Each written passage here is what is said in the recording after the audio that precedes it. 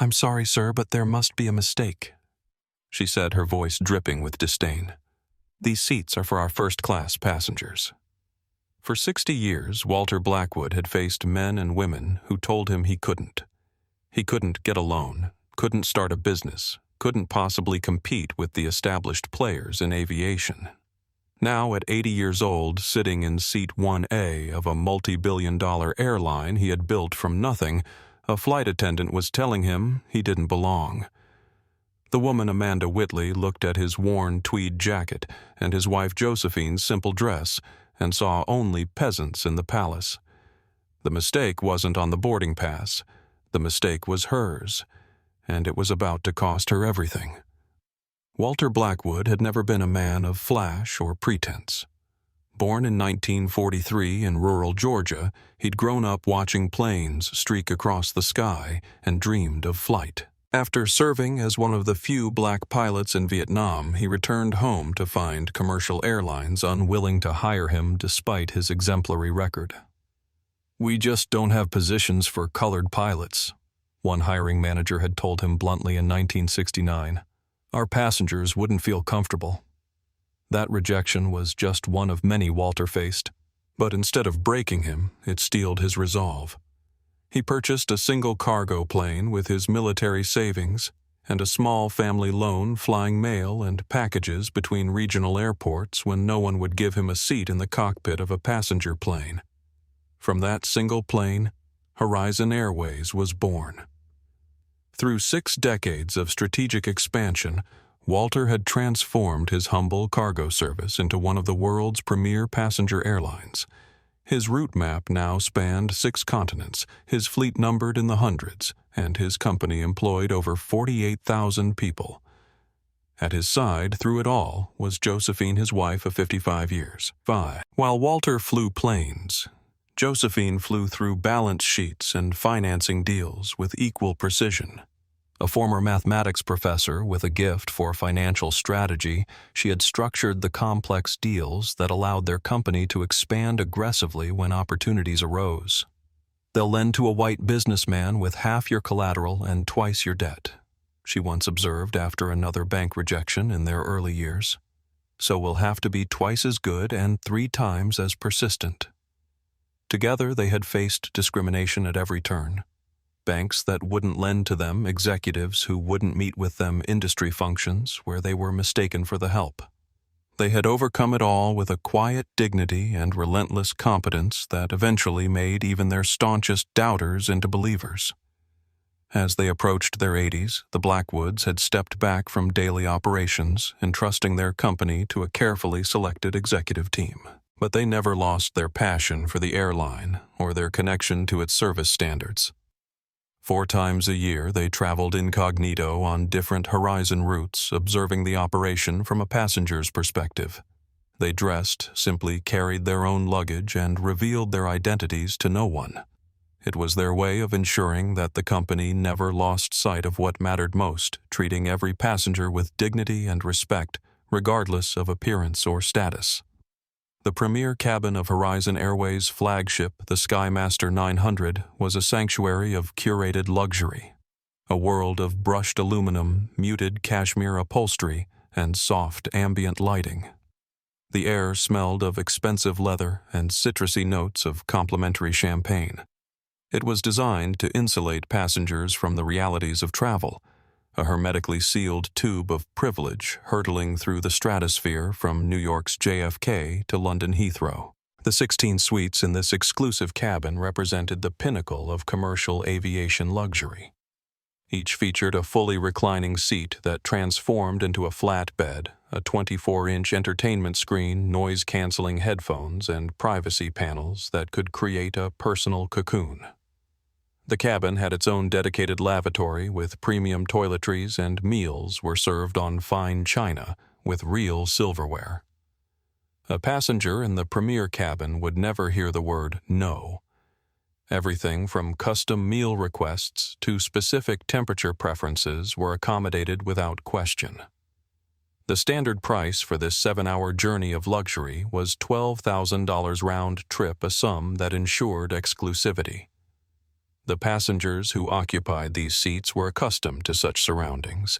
CEOs, celebrities, royalty from small European countries, and the quietly wealthy who inherited fortunes rather than built them. They moved through this rarefied air with a particular kind of entitled nonchalance, the practiced boredom of those for whom extreme luxury was simply the expected baseline. At the front of the premier cabin, the Heritage Suites 1A and 1B were the most coveted positions on the aircraft. These special accommodations were slightly larger than the other suites and featured additional amenities like heated floors and enhanced privacy. They were typically reserved for the airline's most valuable customers, or occasionally upgraded loyal travelers celebrating special occasions. The Heritage name was an inside reference to the airline's beginnings, though few employees understood the significance of the designation. For the passengers filling the cabin that evening, a tech billionaire in an expensive but deliberately casual hoodie, a well-known actress hiding behind oversized sunglasses, a Wall Street banker checking multiple phones. This environment was an expected extension of their daily lives. For them, the premier cabin wasn't a luxury. It was simply where they belonged. Amanda Whitley was in her own mind the epitome of the Horizon Airways brand. At 38, she had the sleek, polished appearance that matched the airline's premium image. Her blonde hair styled in a perfect chignon, her makeup flawlessly applied, and her uniform pressed to military precision. The navy blue suit with its subtle gold piping and the signature Horizon scarf tied just so around her neck were not merely a uniform to Amanda. They were a suit of armor that transformed her into someone who belonged in the world of luxury she serviced. Amanda had not always inhabited such rarefied air.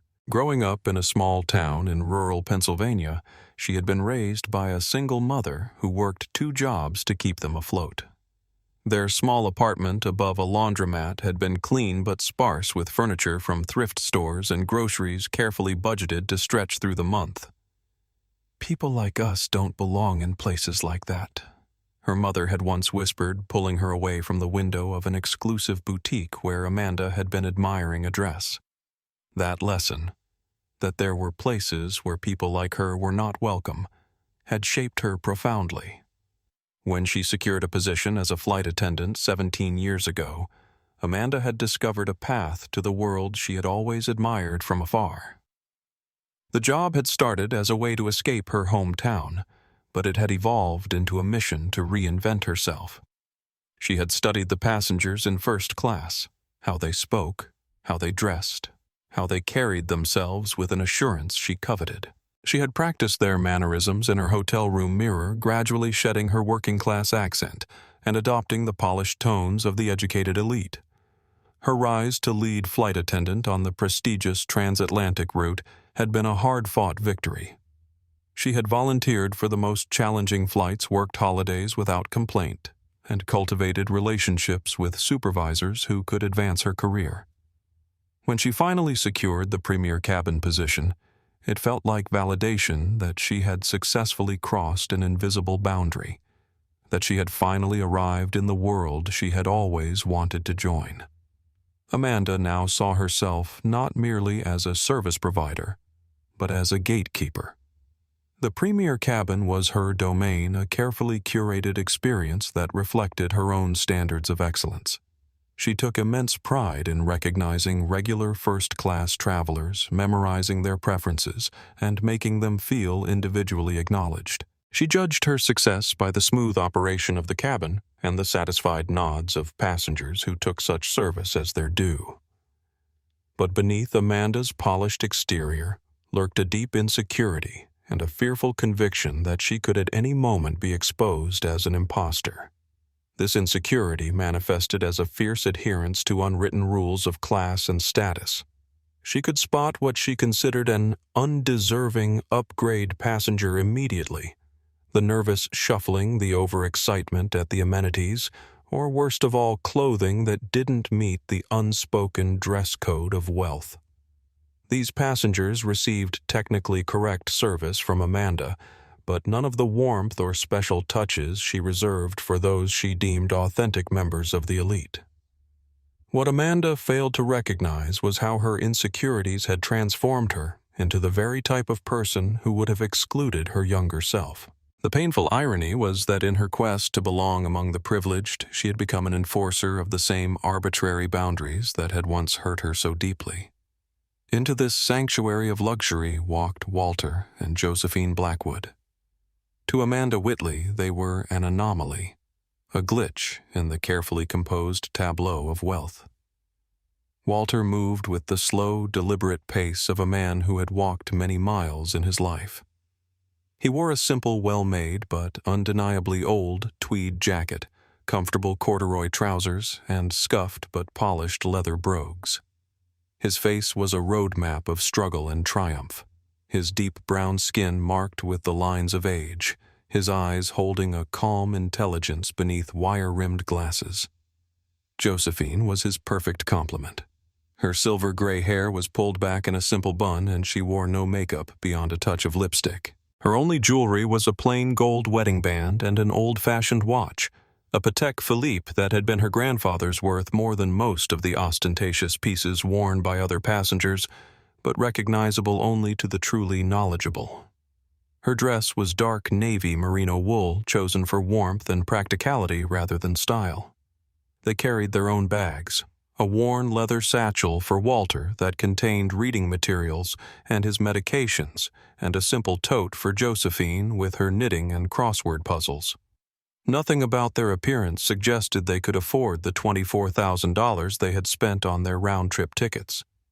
Nothing, that is, except the quiet confidence with which they moved, unintimidated by the luxury, because they had designed much of it themselves. As they stepped onto the plane, they were greeted by Sophia Hernandez, a junior flight attendant in her mid-20s, with a warm smile and genuine enthusiasm for her role. "Welcome aboard Horizon Airways," she said, checking their boarding passes. Her eyes widened slightly at the seat assignments. The Heritage Suites were rarely occupied by passengers who looked like the Blackwoods, but she maintained her professional demeanor. As they moved toward the premier cabin, they passed Amanda Whitley, who was arranging welcome champagne flutes on a silver tray. Her eyes flicked over the elderly couple, registering their simple attire and worn luggage, and immediately her internal alarms began to sound. They did not fit the expected profile of Heritage Suite passengers. Amanda set down her tray and moved to intercept them at the entrance to the cabin.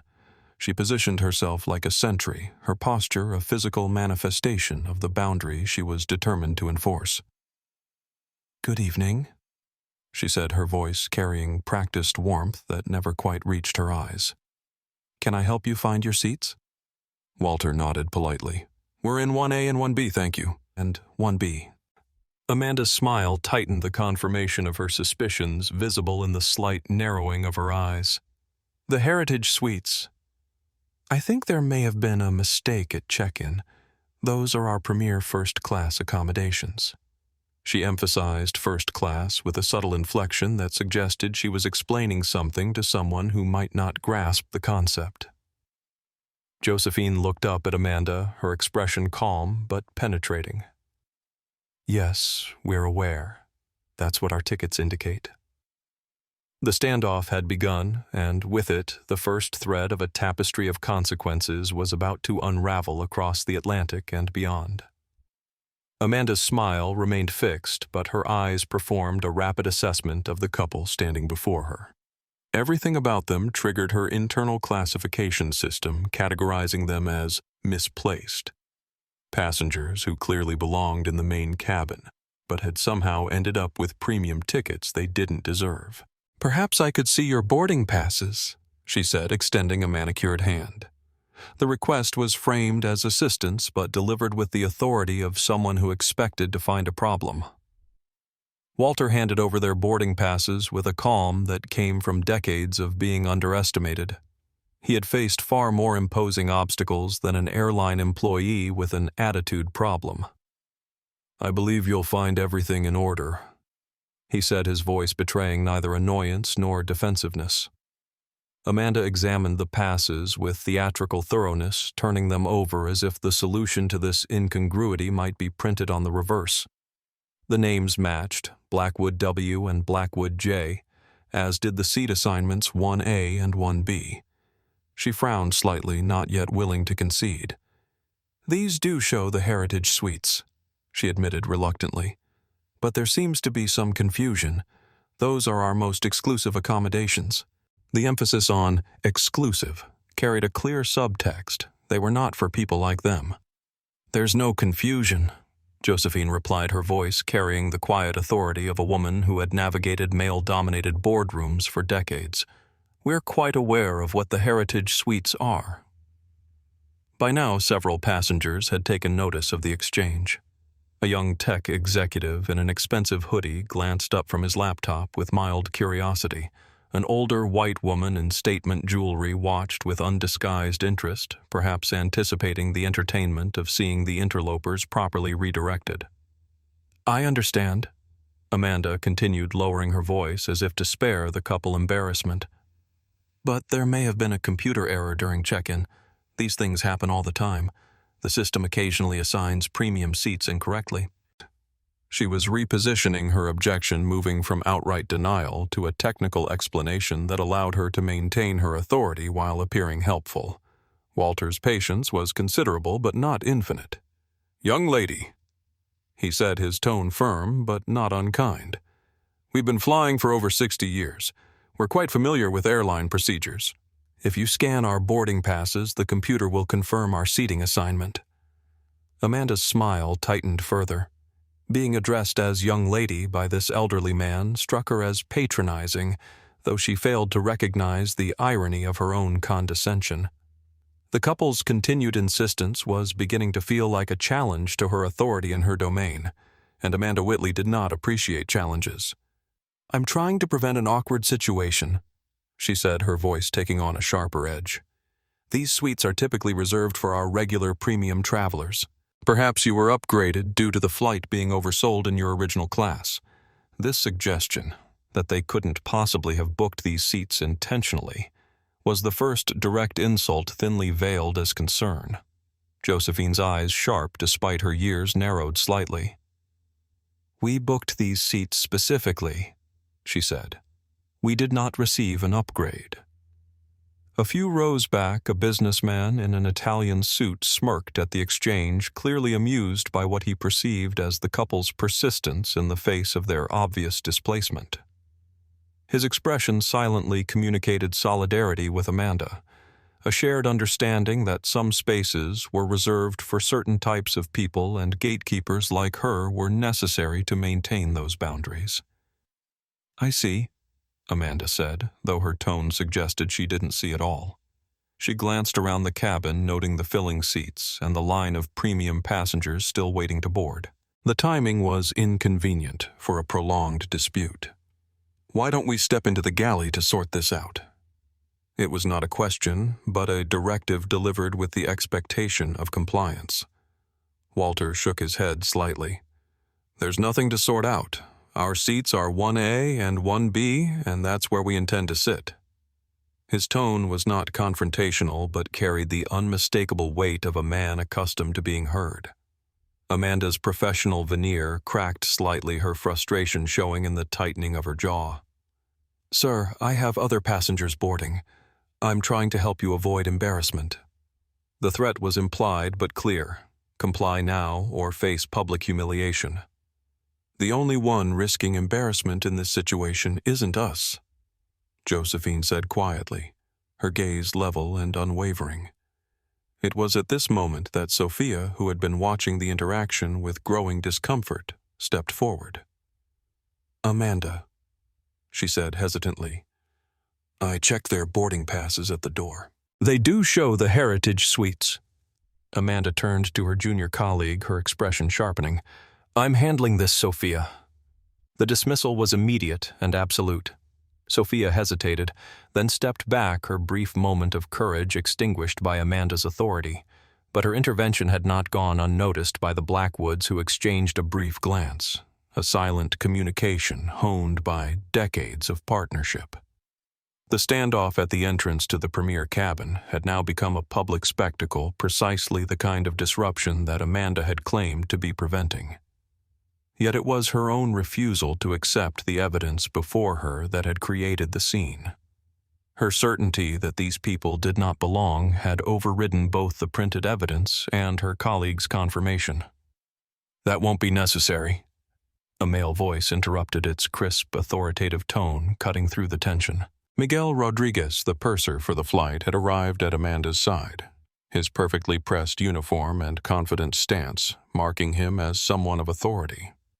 At 45, Miguel had the polished presence of a man who had mastered the art of assertive hospitality, able to make difficult passengers feel simultaneously cared for and firmly managed. "I can assist with this," he told Amanda, taking the boarding passes from her hand. He scanned them quickly, his expression professionally neutral, but with a subtle undercurrent of skepticism that mirrored Amanda's. Miguel and Amanda had worked together on the transatlantic route for nearly 5 years and had developed the synchronized understanding of long-term colleagues. They shared a certain vision of how the premier cabin should operate and who belonged within it. Their unspoken communication now, a raised eyebrow from Miguel, a slight head tilt from Amanda, carried an entire conversation about the situation at hand. "Mr. and Mrs. Blackwood," Miguel said, consulting the manifest on his tablet with exaggerated care. "I see the system has assigned you to our Heritage Suites." The emphasis on the system suggested an error rather than a legitimate booking. "However, we seem to be facing a technical discrepancy." Walter's expression remained calm, but a slight tightening around his eyes suggested his patience was wearing thinner. "What discrepancy would that be, young man? Our names are on your list, our boarding passes match, and as far as I can tell, seats 1A and 1B are currently unoccupied." Miguel's professional smile didn't waver, but his eyes hardened slightly at being addressed as young man. The same reaction Amanda had shown moments earlier. Neither recognized that their own condescension had invited the response. "The discrepancy," Miguel explained with deliberate patience, "is that these particular suites are normally reserved through our executive loyalty program."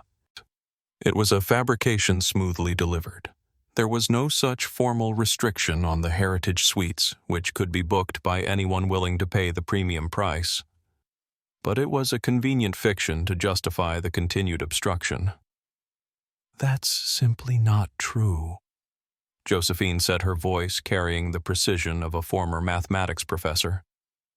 "We booked these seats directly through your website, paid the full fare, and received confirmation. There is no loyalty program restriction." A few feet away, Sophia shifted uncomfortably. She knew Josephine was correct. There was no such booking restriction, but challenging Miguel directly would be a career-limiting move. Instead, she busied herself with preparing welcome drinks, keeping one ear tuned to the escalating confrontation. The standoff was drawing more attention now. A famous actress in 3F slipped her designer sunglasses on, as if the scene were too vulgar to watch directly. The tech executive in 2D had stopped pretending to work on his laptop and was now openly watching the drama unfold. His expression caught between discomfort and fascination. Miguel lowered his voice, leaning in slightly as if to share a confidence. "I understand this is frustrating, but we need to resolve this quickly to avoid delaying departure.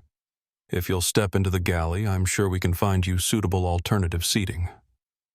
The offer presented as a compromise was in fact another level of dismissal, an attempt to remove the problem from public view. Walter straightened to his full height, which, despite his 80 years, was still impressive. "We will not be stepping anywhere except into our assigned seats," he said, each word measured and distinct. "Your manifest confirms our booking, our boarding passes confirm our seats, and we have paid for this specific accommodation." Miguel's face flushed slightly at the direct challenge to his authority.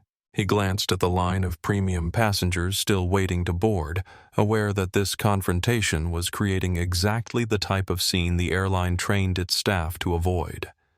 But rather than recognizing his own role in escalating the situation, he doubled down. "Sir, I must insist," he said, his tone hardening. "We cannot delay boarding for this discussion. Please come with me to the galley so we can resolve this privately." It was no longer a request, but a command delivered with the expectation of immediate compliance. For a moment, Walter and Josephine stood perfectly still, the center of a storm of awkward attention. They had faced this type of discrimination countless times in their long lives. Being told they didn't belong couldn't possibly have the means or the right to occupy certain spaces. In their younger years, they had sometimes fought, sometimes strategically retreated. But age had given them a different perspective on these battles. Walter glanced at his watch, the same modest Timex he had worn for decades, despite having the means to purchase any timepiece in the world.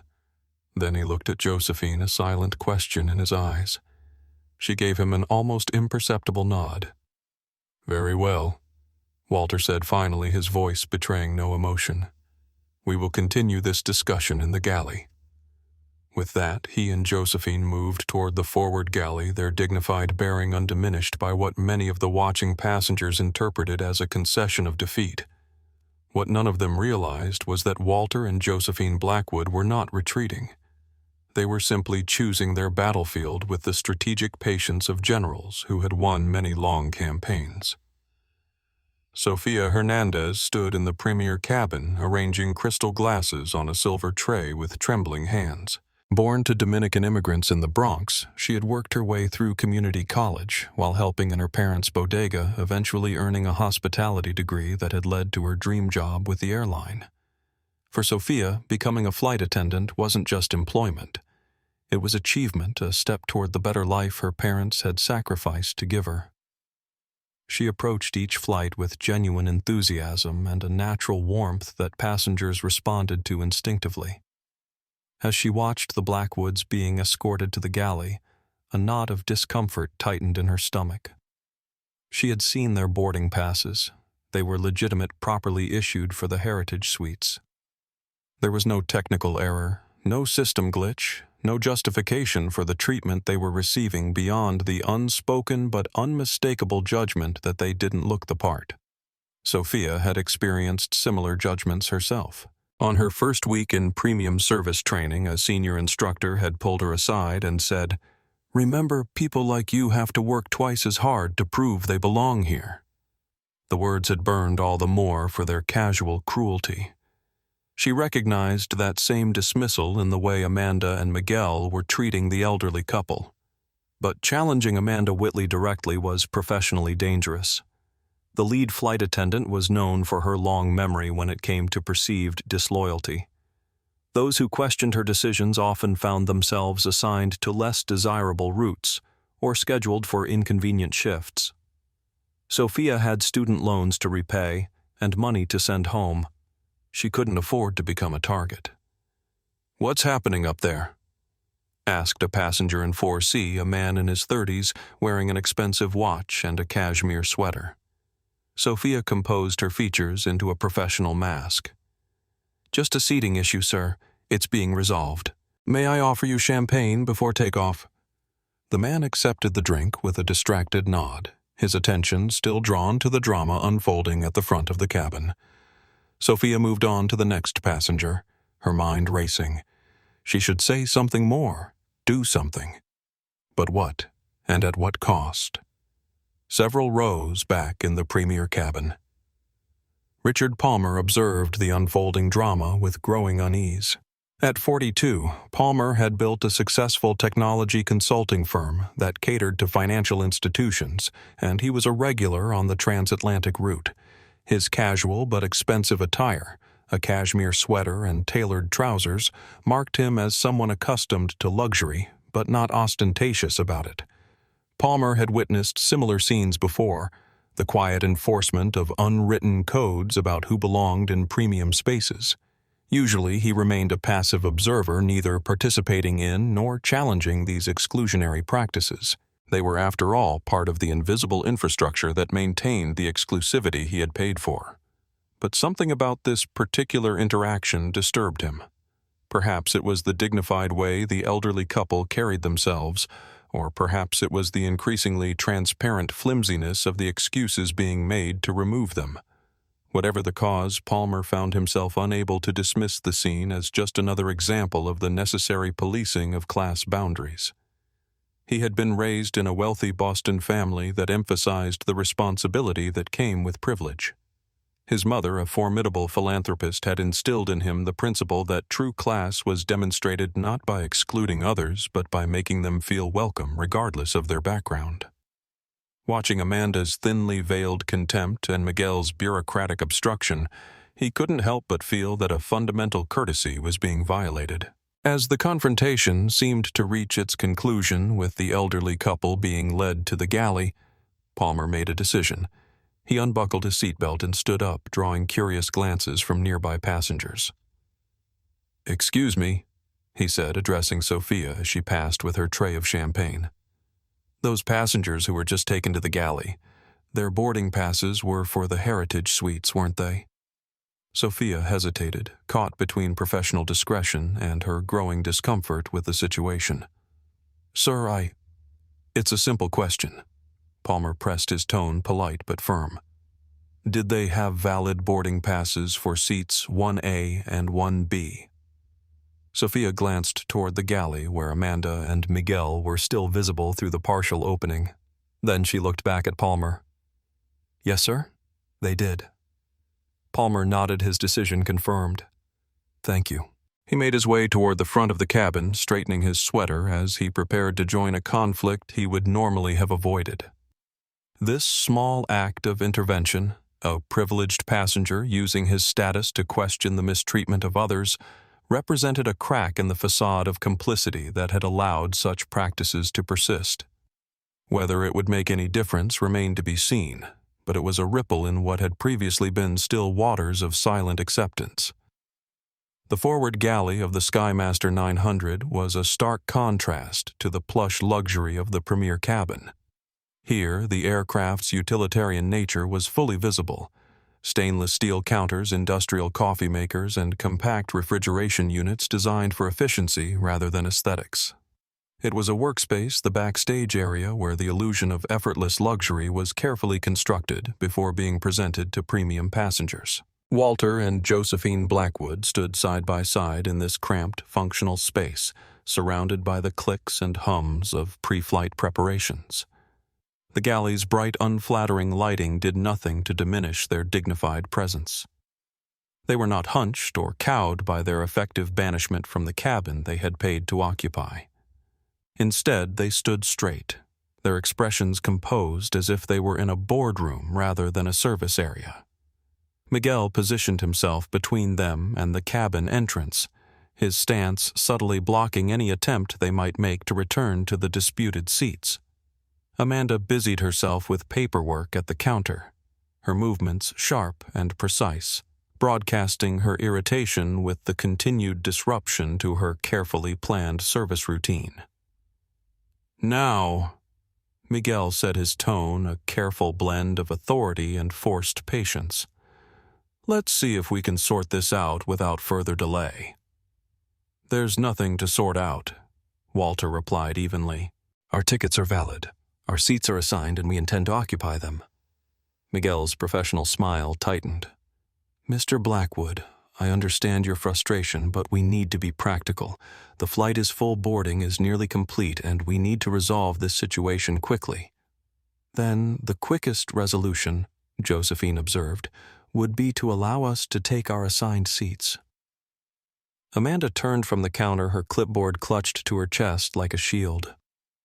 "The Heritage Suites are our most premium accommodation," she explained with exaggerated patience. "They're typically occupied by our highest-tier loyalty members or passengers who specifically fit the profile of our premium service." The implication hung in the air, unspoken but unmistakable. "You don't fit that profile." Walter's eyes, sharp behind his wire-rimmed glasses, fixed on Amanda.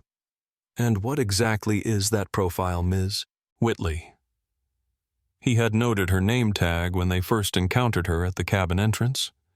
The direct question caught Amanda off guard. The unwritten rules she was enforcing were not meant to be explicitly stated. That would be vulgar, potentially actionable. I simply meant passengers who frequently use our premium services and are familiar with the amenities. She recovered quickly. We are quite familiar with your amenities, Josephine said, her voice cool and precise. We've flown in premium cabins many times on many airlines. Miguel intervened, sensing Amanda might be drawn into dangerous territory. What my colleague means is that we want to ensure all passengers receive the experience they've paid for. Sometimes our booking system creates anomalies that need to be addressed before departure. At that moment, the galley curtain parted, and Richard Palmer stepped in his presence, immediately disrupting the power dynamic in the cramped space. Miguel turned surprise and irritation flashing across his face. "Excuse me, sir, but this area is restricted to crew members during boarding," he said, his tone firm. "If you could please return to your seat." "I couldn't help noticing what's happening here." Palmer interrupted, his Boston accent becoming more pronounced, as it often did when he was uncomfortable or confrontational. "These folks have boarding passes for 1A and 1B, correct?" Miguel's expression hardened. "Sir, this doesn't concern you. We're handling a routine seating issue." "It doesn't look routine to me," Palmer persisted. "It looks like you're denying seats to passengers who have valid boarding passes, and I'd like to understand why." The unexpected challenge from a passenger who clearly belonged in the premium cabin, whose right to be there neither Amanda nor Miguel would question, created a moment of confusion in the carefully constructed narrative they had been building. Before either crew member could respond, Walter spoke up, his deep voice carrying a note of curiosity rather than anger. "Young man, I appreciate your concern, but may I ask why you've involved yourself in this matter?" Palmer turned to Walter, noting the intelligence in the older man's eyes and the quiet dignity in his bearing. "Because what's happening here isn't right," he said simply. "You have tickets for those seats, you should be in those seats. The reasons you're being given don't hold water, and we all know it." The "we all know it" hung in the air, a direct challenge to the pretense that this was merely a technical issue rather than a judgment based on appearance. Miguel's professional demeanor was now visibly strained. "Sir, I must insist that you return to your seat. This discussion—" He was interrupted by the appearance of Sophia at the galley entrance. "Excuse me, Miguel," she said, her voice barely above a whisper. "But the final premium passengers are boarding and they're asking about welcome drinks." "Thank you, Sophia," Miguel said with barely contained irritation. "Please begin service. We'll be done here momentarily." As Sophia turned to go, her eyes met Walter's, briefly, an unspoken apology in her expression. Walter gave her a small, almost imperceptible nod, an acknowledgement of her difficult position that she would remember clearly in the hours to come. Miguel turned back to the situation at hand, now complicated by the presence of Palmer and the need to maintain control of the increasingly chaotic boarding process. "Here's what I propose," he said, adopting a tone of reasonable compromise. "We have 2 available seats in our business premier section. Still a very comfortable experience with priority meal service and fully reclining seats. We can relocate you there, and I'll personally ensure you receive excellent service." "That is not acceptable," Walter said flatly. "We booked specific seats, we paid for specific seats, and we expect to receive what we paid for." Palmer nodded in agreement. "That sounds more than reasonable to me." Amanda's professional facade cracked slightly. "Sir, we're trying to be accommodating, but you're making this very difficult. The aircraft door will be closing soon, and we need to have all passengers properly seated." "We would be properly seated," Josephine pointed out with impeccable logic, "if you would allow us to occupy our assigned seats." Miguel exchanged a glance with Amanda, a silent communication passing between them. The gentle approach wasn't working. It was time for more direct measures. "Mr. and Mrs. Blackwood," Miguel said, his voice hardening, "I need to be clear. We cannot delay this flight for a seating dispute. Either accept the business premier accommodation I've offered, or I'll need to involve the captain, which may result in your removal from the flight entirely." It was no longer a negotiation, but an ultimatum delivered with the confidence of someone who believed they held all the power in the situation. Walter and Josephine exchanged a look, a silent communication born of 55 years together. In that brief glance was a wealth of shared history of battles chosen and battles deferred, of strategic retreats and decisive stands. Josephine reached into her simple tote bag and withdrew an object that seemed entirely out of place with her modest appearance, a sleek dark gray satellite phone. It was a sophisticated piece of technology, a direct encrypted line to the highest levels of their global operation. "I think," she said calmly, "that it's time we discuss this with someone else." The appearance of the satellite phone created a momentary pause in the confrontation, a jarring disconnect that caught both Amanda and Miguel off guard. This sophisticated technology seemed utterly out of place with the elderly couple's modest appearance, another clue that their initial assessment might be fundamentally flawed. Palmer watched the interaction with growing interest, sensing that the situation was about to take an unexpected turn. The quiet confidence with which Josephine handled the satellite phone suggested resources and connections that belied the simple attire that had triggered Amanda and Miguel's dismissive response.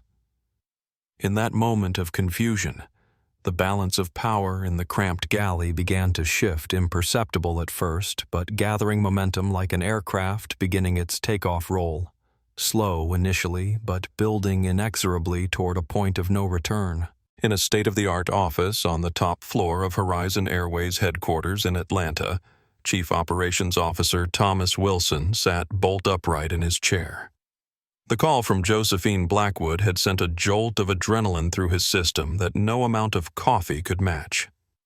At 52, Wilson had spent 30 years in aviation operations, working his way up from a ramp agent loading baggage to one of the most powerful positions in the company.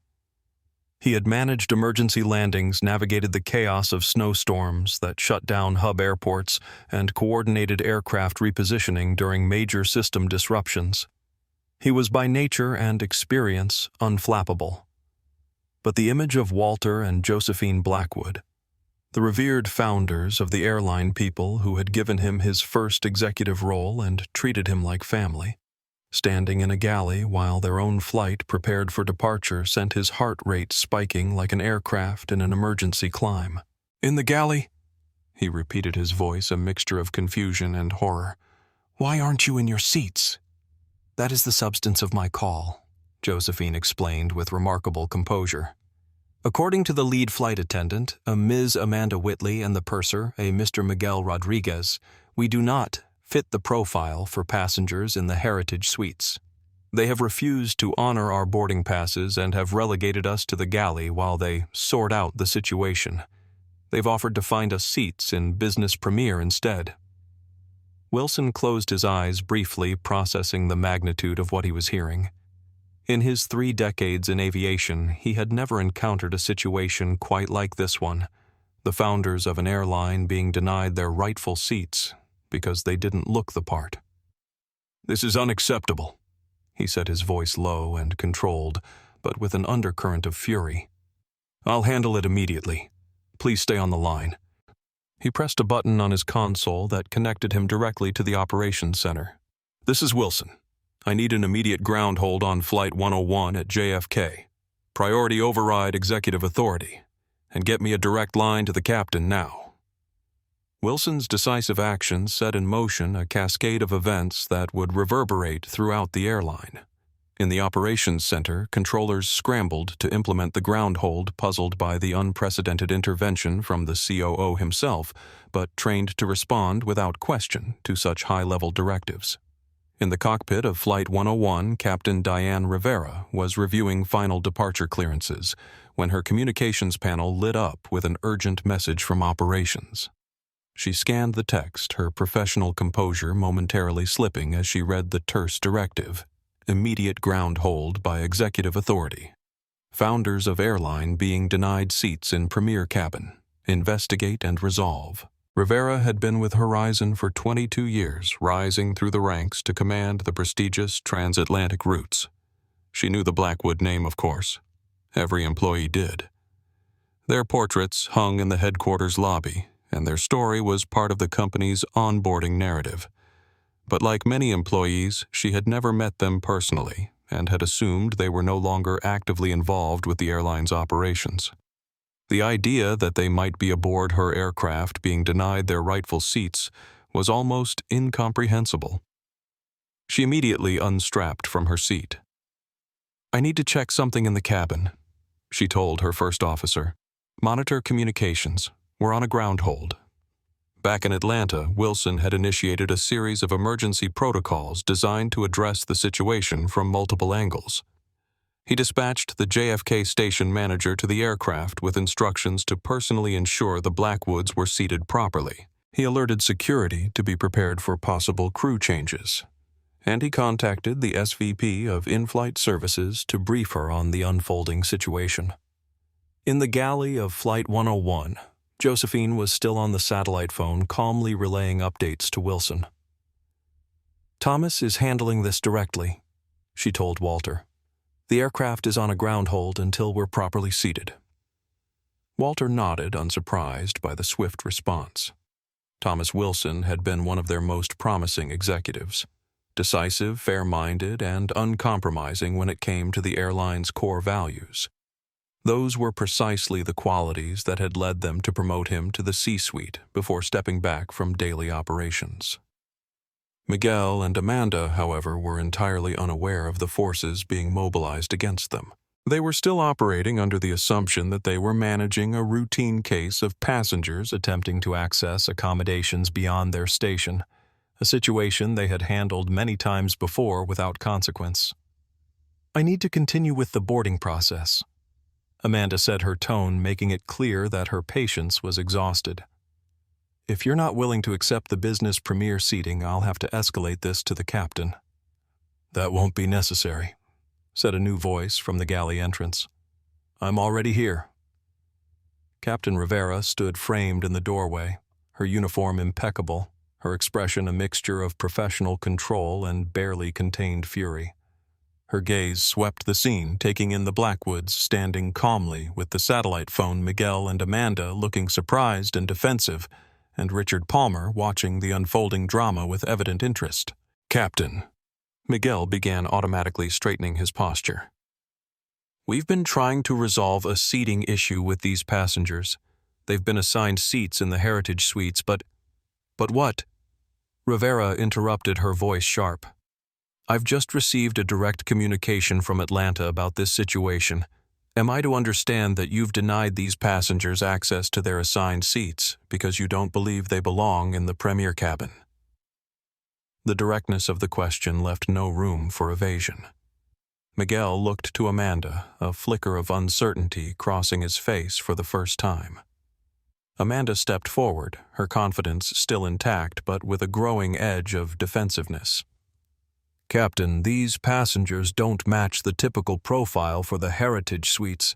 We were concerned there might have been a booking error and were trying to find a suitable alternative." "A booking error," Rivera repeated, her tone making it clear what she thought of this explanation. "And did you verify their boarding passes?" "Check the manifest." "Yes, but... and did their names appear on the manifest for seats 1A and 1B? "Yes, Captain, but given their appearance..." Rivera held up a hand, cutting off the explanation. "Let me be absolutely clear about something. A passenger's appearance is never grounds for questioning their seating assignment when they have valid documentation." She turned to the Blackwoods, her demeanor shifting to one of profound respect. "Mr. and Mrs. Blackwood, on behalf of Horizon Airways, I want to personally apologize for this inexcusable situation. Please allow me to escort you to your seats immediately." The use of the Blackwood name sent a visible shock through Amanda and Miguel. For the first time, the possibility that these simply dressed elderly passengers might not be confused upgrade recipients, but people of significance within the airline itself, began to penetrate their assumptions. "Blackwood," Miguel repeated, his voice suddenly uncertain. As in the founders and majority shareholders of this airline." Rivera confirmed her tone, leaving no doubt about the magnitude of their error. The very people whose names are on your paychecks. The revelation fell like a thunderbolt in the cramped galley, electrifying the air with its implications. Amanda's face drained of color, the full, catastrophic reality of her misjudgment finally breaking through her certainty. Miguel seemed to physically diminish his shoulders, slumping as he absorbed the career-ending significance of what had just transpired. Richard Palmer, who had inserted himself into the situation out of a sense of fairness rather than any knowledge of the Blackwoods' identity, now stood in stunned silence, realizing he had unwittingly taken part in a much more consequential confrontation than he had imagined. "Captain Rivera," Walter said, his voice calm despite the chaos swirling around him. "We appreciate your intervention. We would indeed like to take our seats now." Rivera nodded, then turned back to Amanda and Miguel. "You are both relieved of duty for this flight. You will take seats in the crew rest area for the duration of the journey and disembark in London under supervision. Further action will be determined upon our arrival." Her tone left no room for appeal or discussion. It was not a disciplinary measure, but a simple statement of fact. Their authority on this aircraft had been revoked, effective immediately. As Walter and Josephine followed Captain Rivera out of the galley and back into the premier cabin, the contrast could not have been more stark. Minutes earlier, they had been escorted away as interlopers, their presence deemed inappropriate for the rarefied air of first class. Now they returned with the captain of the aircraft personally leading them, their right to be there confirmed not by their appearance or attire, but by their identity. An identity that transcended and ultimately shattered the superficial judgments that had been made about them. The other passengers watched in stunned silence, piecing together the implications of what they were witnessing.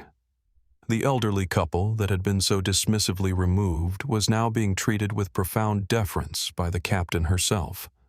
Something significant had occurred, something that had upended the usual power dynamics of the premium cabin. As they settled into the heritage suites that bore their name, a subtle tribute to the airline's origins that only a few employees truly understood, Walter and Josephine exchanged a glance that contained decades of shared experience. They had faced similar treatment many times throughout their lives and careers, but this instance held a special irony, being judged unworthy of the very spaces they had created. The incident aboard Flight 101 might have remained a personal humiliation, an unfortunate experience to be endured and then put aside. But as the aircraft finally began to push back from the gate nearly 30 minutes behind schedule, the Blackwoods were already considering how this moment might serve a larger purpose, how it might become a catalyst for examining and addressing patterns of behavior that affected not just them, but countless passengers who lacked the power to command ground holds and direct interventions from corporate headquarters.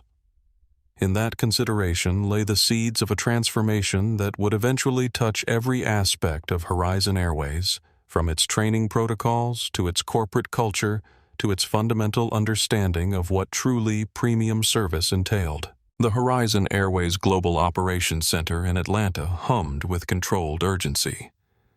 The vast room, with its blue-tinted lighting and wall-to-wall displays, was designed to manage the complex choreography of a global airline's movements. Hundreds of aircraft, thousands of crew members, and tens of thousands of passengers moving across continents in a carefully coordinated dance. Now that choreography was being disrupted by a single flight that hadn't even left the ground. The red emergency light continued to pulse at multiple workstations, signaling the executive override that had placed Flight 101 under Thomas Wilson's direct control. The unusual nature of the situation had created a ripple of focused activity across the operations floor. "Ground hold confirmed for 101, called out Jessica Morales, the lead dispatcher for transatlantic routes. Her fingers flew across her keyboard as she coordinated with JFK ground control.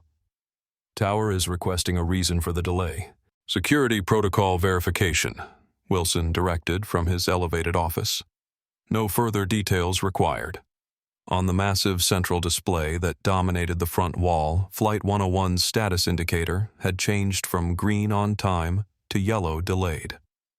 In the complex ecosystem of a hub airport like JFK, even a single delayed departure could trigger a cascade of scheduling adjustments.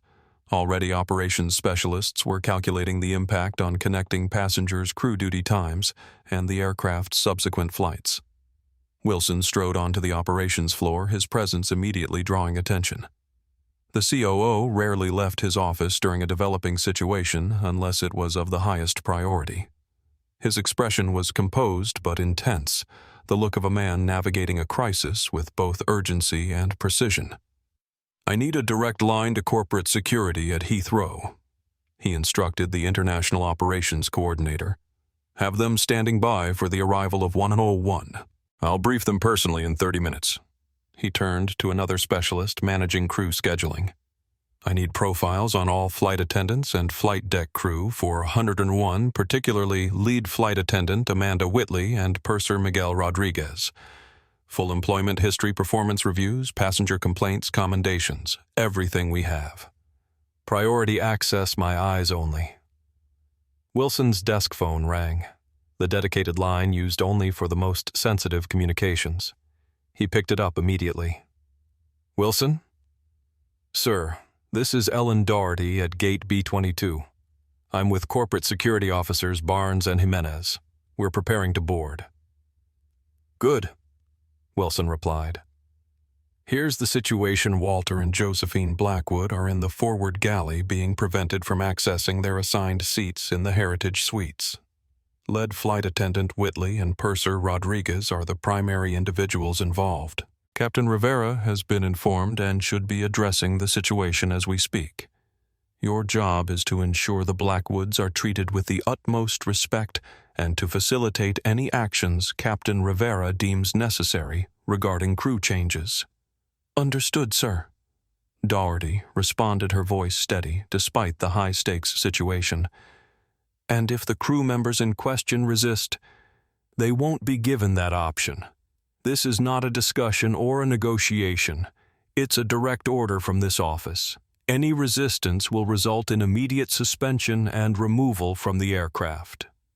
As Wilson hung up, his deputy approached with a concerned expression. "Thomas, we're getting questions from scheduling about the cascading delays. This hold is going to impact at least 6 other departures and potentially some international connections."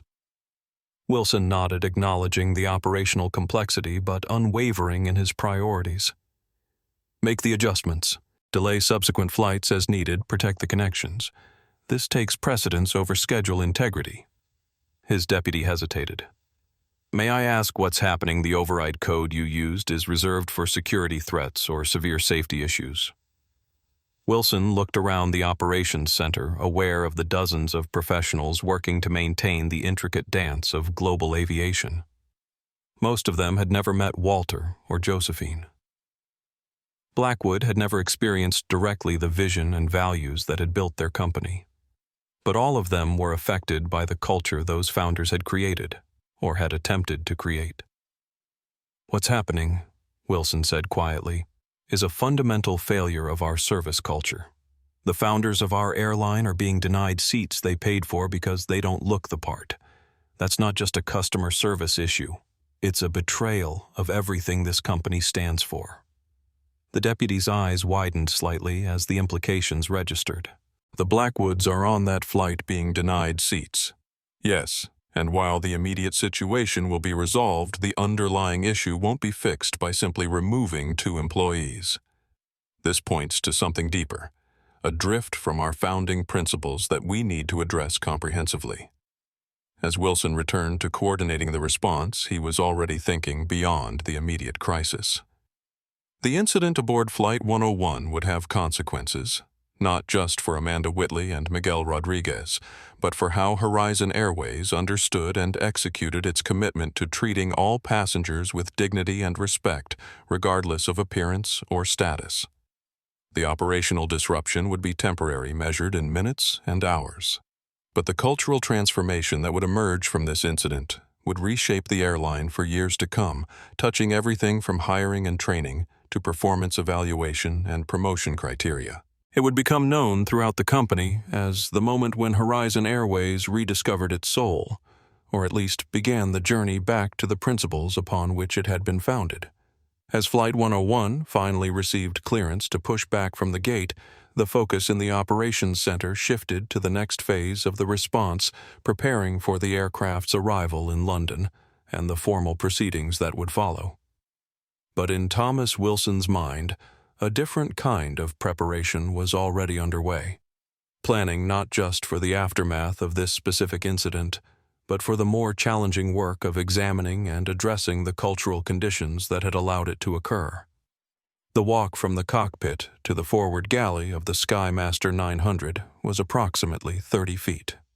For Captain Diane Rivera, it felt like a mile-long march into a disaster zone of her crew's making. The responsibility for everything that happened on her aircraft, from the engines to the cabin service, was ultimately hers.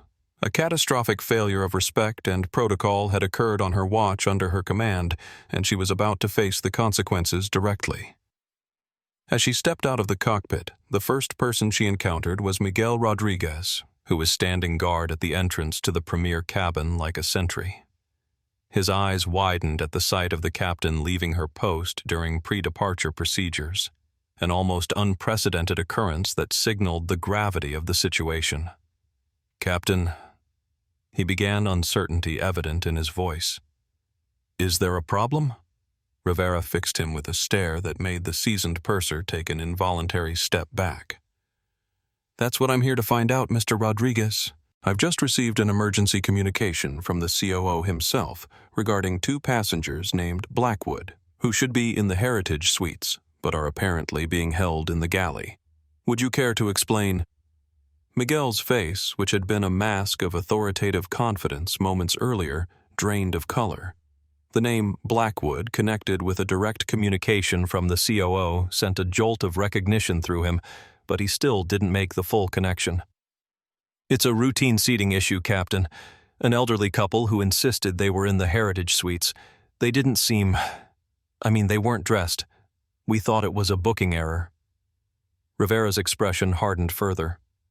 "A routine seating issue that triggered an emergency ground hold from Atlanta. Show me their boarding passes." Miguel handed over the boarding passes with a slightly trembling hand. Rivera scanned them quickly, noting the names, the seat assignments, and the full-fare first-class designation. There was nothing unusual or ambiguous about the documents. They clearly entitled Walter and Josephine Blackwood to seats 1A and 1B. "And you verified these against the manifest?" she asked, her voice dangerously quiet. "Yes, Captain. The names matched, but we thought—" "You thought what exactly?" Rivera's tone was razor-sharp. "That despite having valid boarding passes for seats that appeared on the manifest under their names, these passengers should be denied their seats because of how they were dressed." Before Miguel could formulate a response, Rivera pushed past him toward the galley. What she found there confirmed her worst fears: Walter and Josephine Blackwood, whose photographs hung in the headquarters lobby alongside a timeline of the airline's history, standing calmly amid the stainless steel counters and service carts, while Amanda Whitley arranged welcome drinks as if nothing unusual were occurring. The disconnect between the mundane pre-flight activities and the extraordinary situation unfolding was jarring. These weren't just any passengers being inconvenienced. They were aviation pioneers who had built Horizon Airways from a single cargo plane into a global carrier with hundreds of aircraft and tens of thousands of employees. And they were being treated like confused interlopers who had wandered into the wrong section of the plane. Rivera took a deep breath, centering herself before addressing the founders of the company that had employed her for over 2 decades. "Mr. and Mrs. Blackwood." She began, her voice thick with a sincerity born of professional shame and genuine respect. "I am Captain Diane Rivera. I want to offer you my deepest, most profound apology for what you have experienced on my aircraft today. There are no excuses for the treatment you have received. It is a failure of training, a failure of leadership, my leadership, and a failure of basic human decency. I am deeply and truly sorry." Walter Blackwood studied her face, his eyes sharp and assessing behind his wire-rimmed glasses. After a moment that seemed to stretch into eternity, he gave a slow, almost imperceptible nod. Not forgiveness, perhaps, but acknowledgement of her sincerity. "Thank you, Captain. We appreciate that. We know this is not a reflection on you personally," Josephine replied, her graciousness in the face of such treatment striking Rivera forcefully. Rivera's shoulders sagged with a small measure of relief at their response, but she knew that expressions of regret were insufficient. Action was required. "I have been in direct communication with the operations center," she continued, her voice regaining some of its command presence. "The employees responsible for this incident will be addressed. But first, please allow me to escort you to your seats." She personally took Josephine's tote bag and Walter's satchel, and with a gesture invited them to precede her out of the galley. As they stepped back into the premier cabin, a hush fell over the space. The passengers who had been whispering and surreptitiously watching the galley entrance fell silent at the sight of the captain herself escorting the elderly couple they had earlier seen being questioned and removed. Amanda, emerging from the galley behind them, froze as she registered what was happening. "Captain," she said, her voice sharp with confusion and the beginning of alarm. "What's going on?" "These are the passengers I told you about. There's been a seating." Rivera turned to face her, cutting off the explanation with a raised hand. "Ms. Whitley?" she said, her voice low but carrying clearly through the now silent cabin. "Your service on this flight is terminated effective immediately." Amanda stared at her, utterly dumbfounded. "What? You can't be serious. On what grounds?" "On the grounds of gross misconduct, dereliction of duty, and for causing a major incident by harassing the founders and majority shareholders of this airline." Rivera bit out each word like a separate indictment. The color drained from Amanda's face as she looked from the captain's stern expression to the calm, implacable faces of Walter and Josephine Blackwood, now being seated in 1A and 1B. The truth in all its career-ending horror finally dawned on her. The worn tweed jacket, the simple dress, the lack of ostentation. These weren't signs of people who didn't belong in first class. They were the ultimate symbols of a power so vast, so secure, that it had no need for external validation. She had not been policing a boundary. She had been insulting the very founders of her professional universe. Her mouth opened, but no sound emerged. Rivera was not finished. She turned to Miguel, who had been hovering nearby, his face a mask of dawning terror. "Mr. Rodriguez, you are also relieved of your duties. You will both take seats in the crew rest area in the rear of the aircraft. You will not speak to any passengers. You will not communicate with other crew members except as absolutely necessary for safety purposes.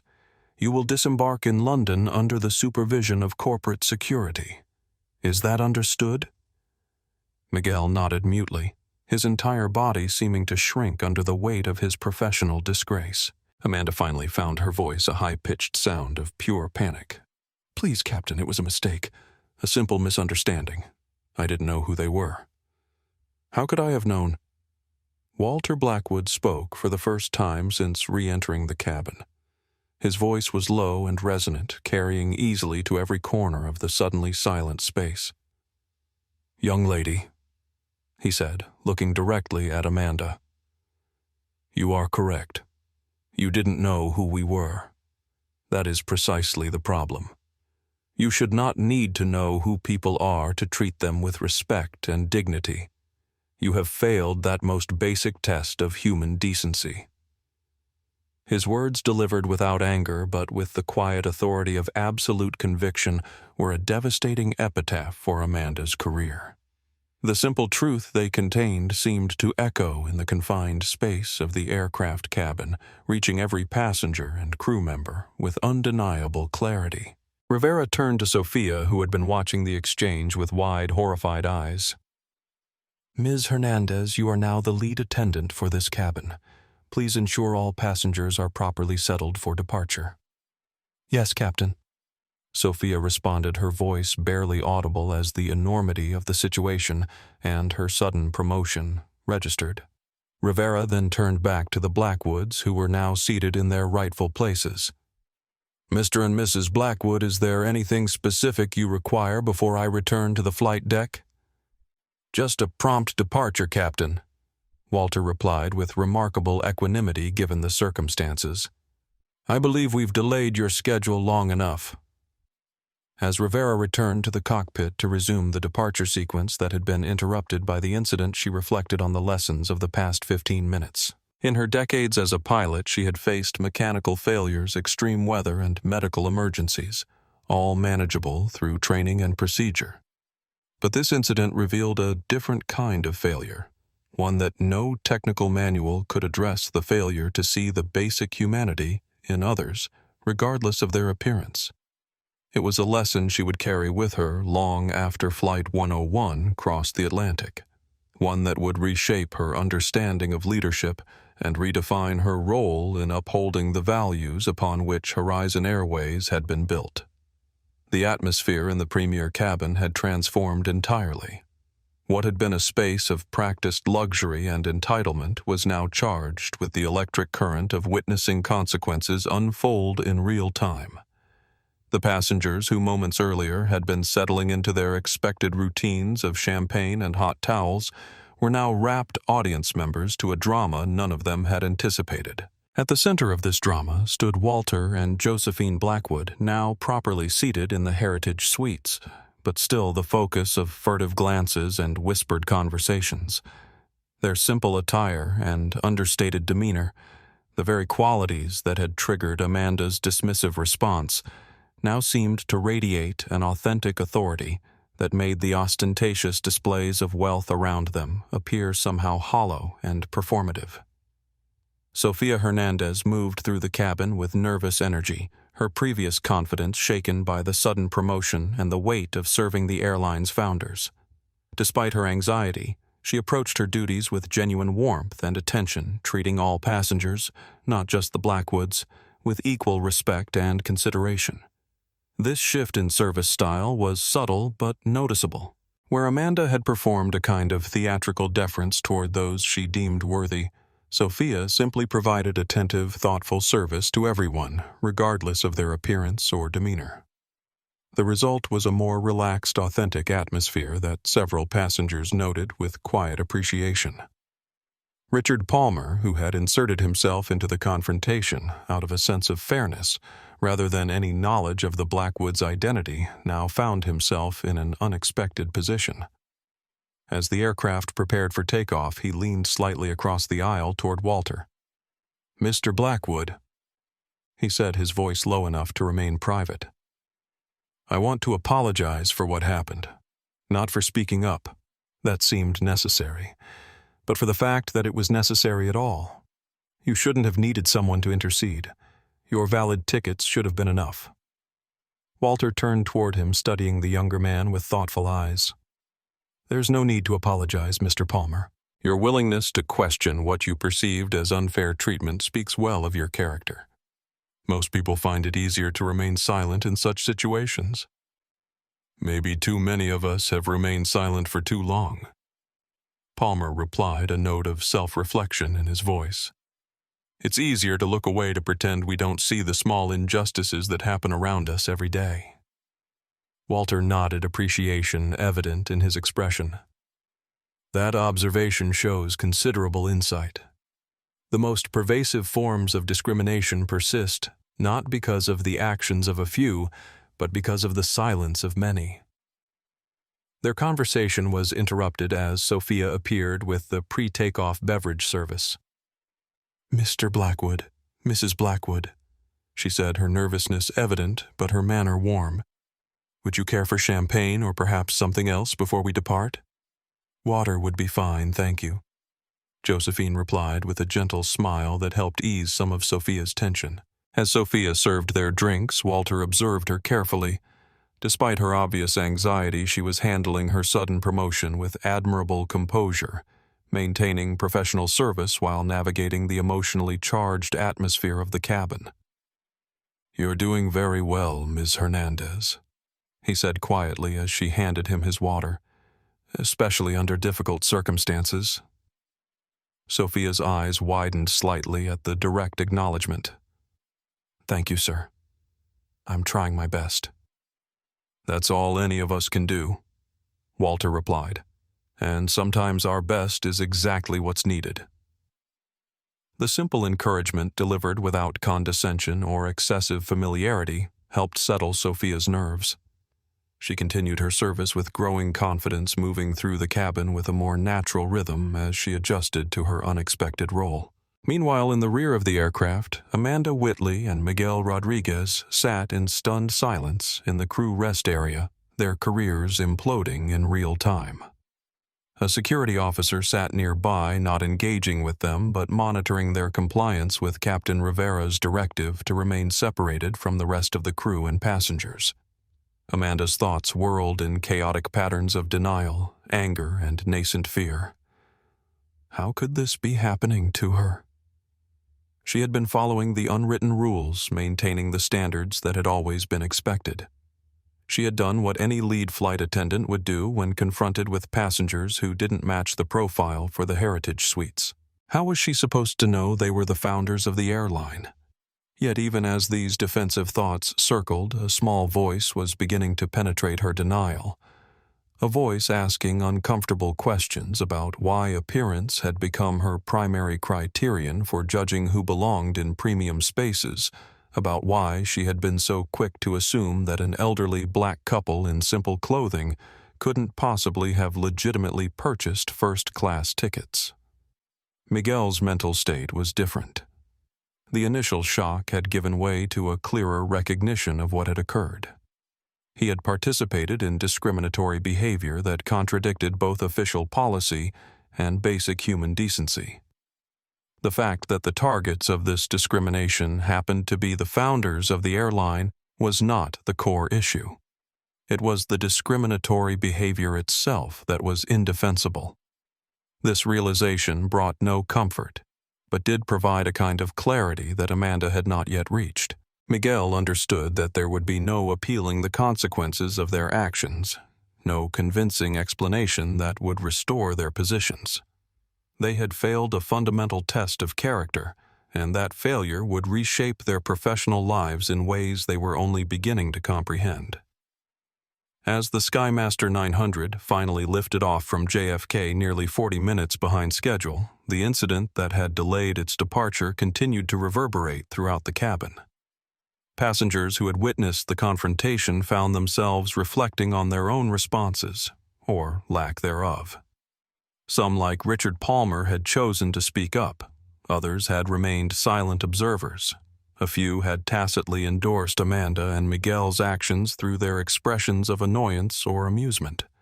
Now knowing the identity of the couple at the center of the incident, many of these passengers experienced a recalibration of their perspectives. What did it mean that they might have felt differently had they known who the Blackwoods were? What did that reveal about their own tendencies to judge based on appearance rather than substance? For Walter and Josephine Blackwood seated comfortably in the heritage suites as the aircraft climbed to cruising altitude, these questions were familiar territory. Throughout their long lives and careers, they had repeatedly encountered people whose treatment of them shifted dramatically once their identity and status became known.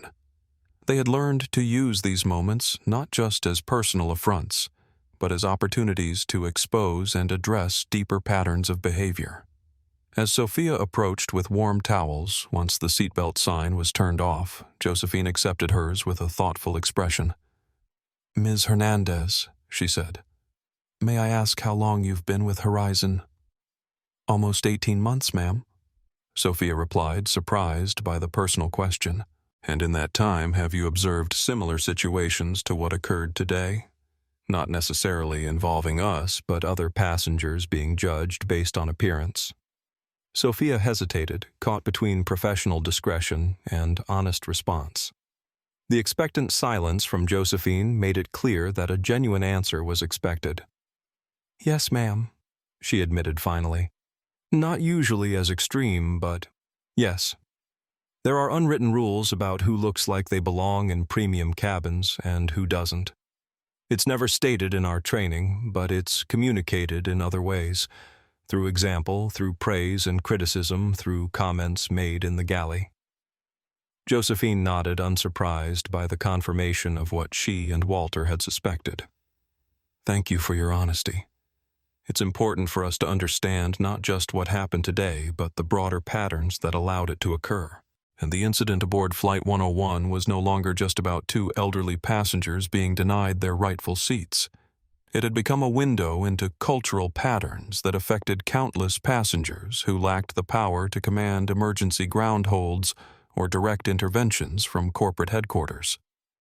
In that recognition lay the seeds of a transformation that would eventually touch every aspect of Horizon Airways, from its hiring and training practices to its performance metrics, to its fundamental understanding of what constituted truly premium service. As the aircraft leveled off at cruising altitude and the cabin service routine began in earnest, Walter and Josephine exchanged a glance that contained decades of shared experience. They had faced discrimination many times throughout their lives, but this instance held a special significance and opportunity. As founders and majority shareholders of Horizon Airways, they had the power not just to address this specific incident, but to initiate a comprehensive examination of the company culture, to ensure that the dignity-centered principles upon which they had built the airline were truly being practiced throughout its operations. That opportunity would shape the remainder of their journey and the actions they would take upon returning to Atlanta, actions that would ultimately transform not just Horizon Airways, but influence service standards throughout the aviation industry and beyond. The Skymaster 900 touched down at London's Heathrow Airport with the precision that characterized Horizon Airways operations. As the aircraft taxied toward its designated stand, passengers began the familiar routine of gathering belongings and preparing for disembarkation. But it quickly became apparent that this would not be a routine arrival. Through the windows, passengers noticed that they were not approaching the familiar bustling gates of Terminal 3, but being guided to a remote stand on the airfield's perimeter, a location typically used for special situations requiring privacy or security. On the tarmac below, a scene of somber importance awaited. 3 black Range Rovers sat with engines idling their polished surfaces reflecting the gray London sky.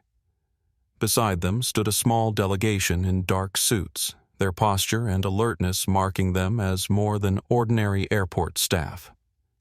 Leading this delegation was Jonathan Mercer, London Station Manager for Horizon Airways, and a 20-year veteran of the airline's European operations.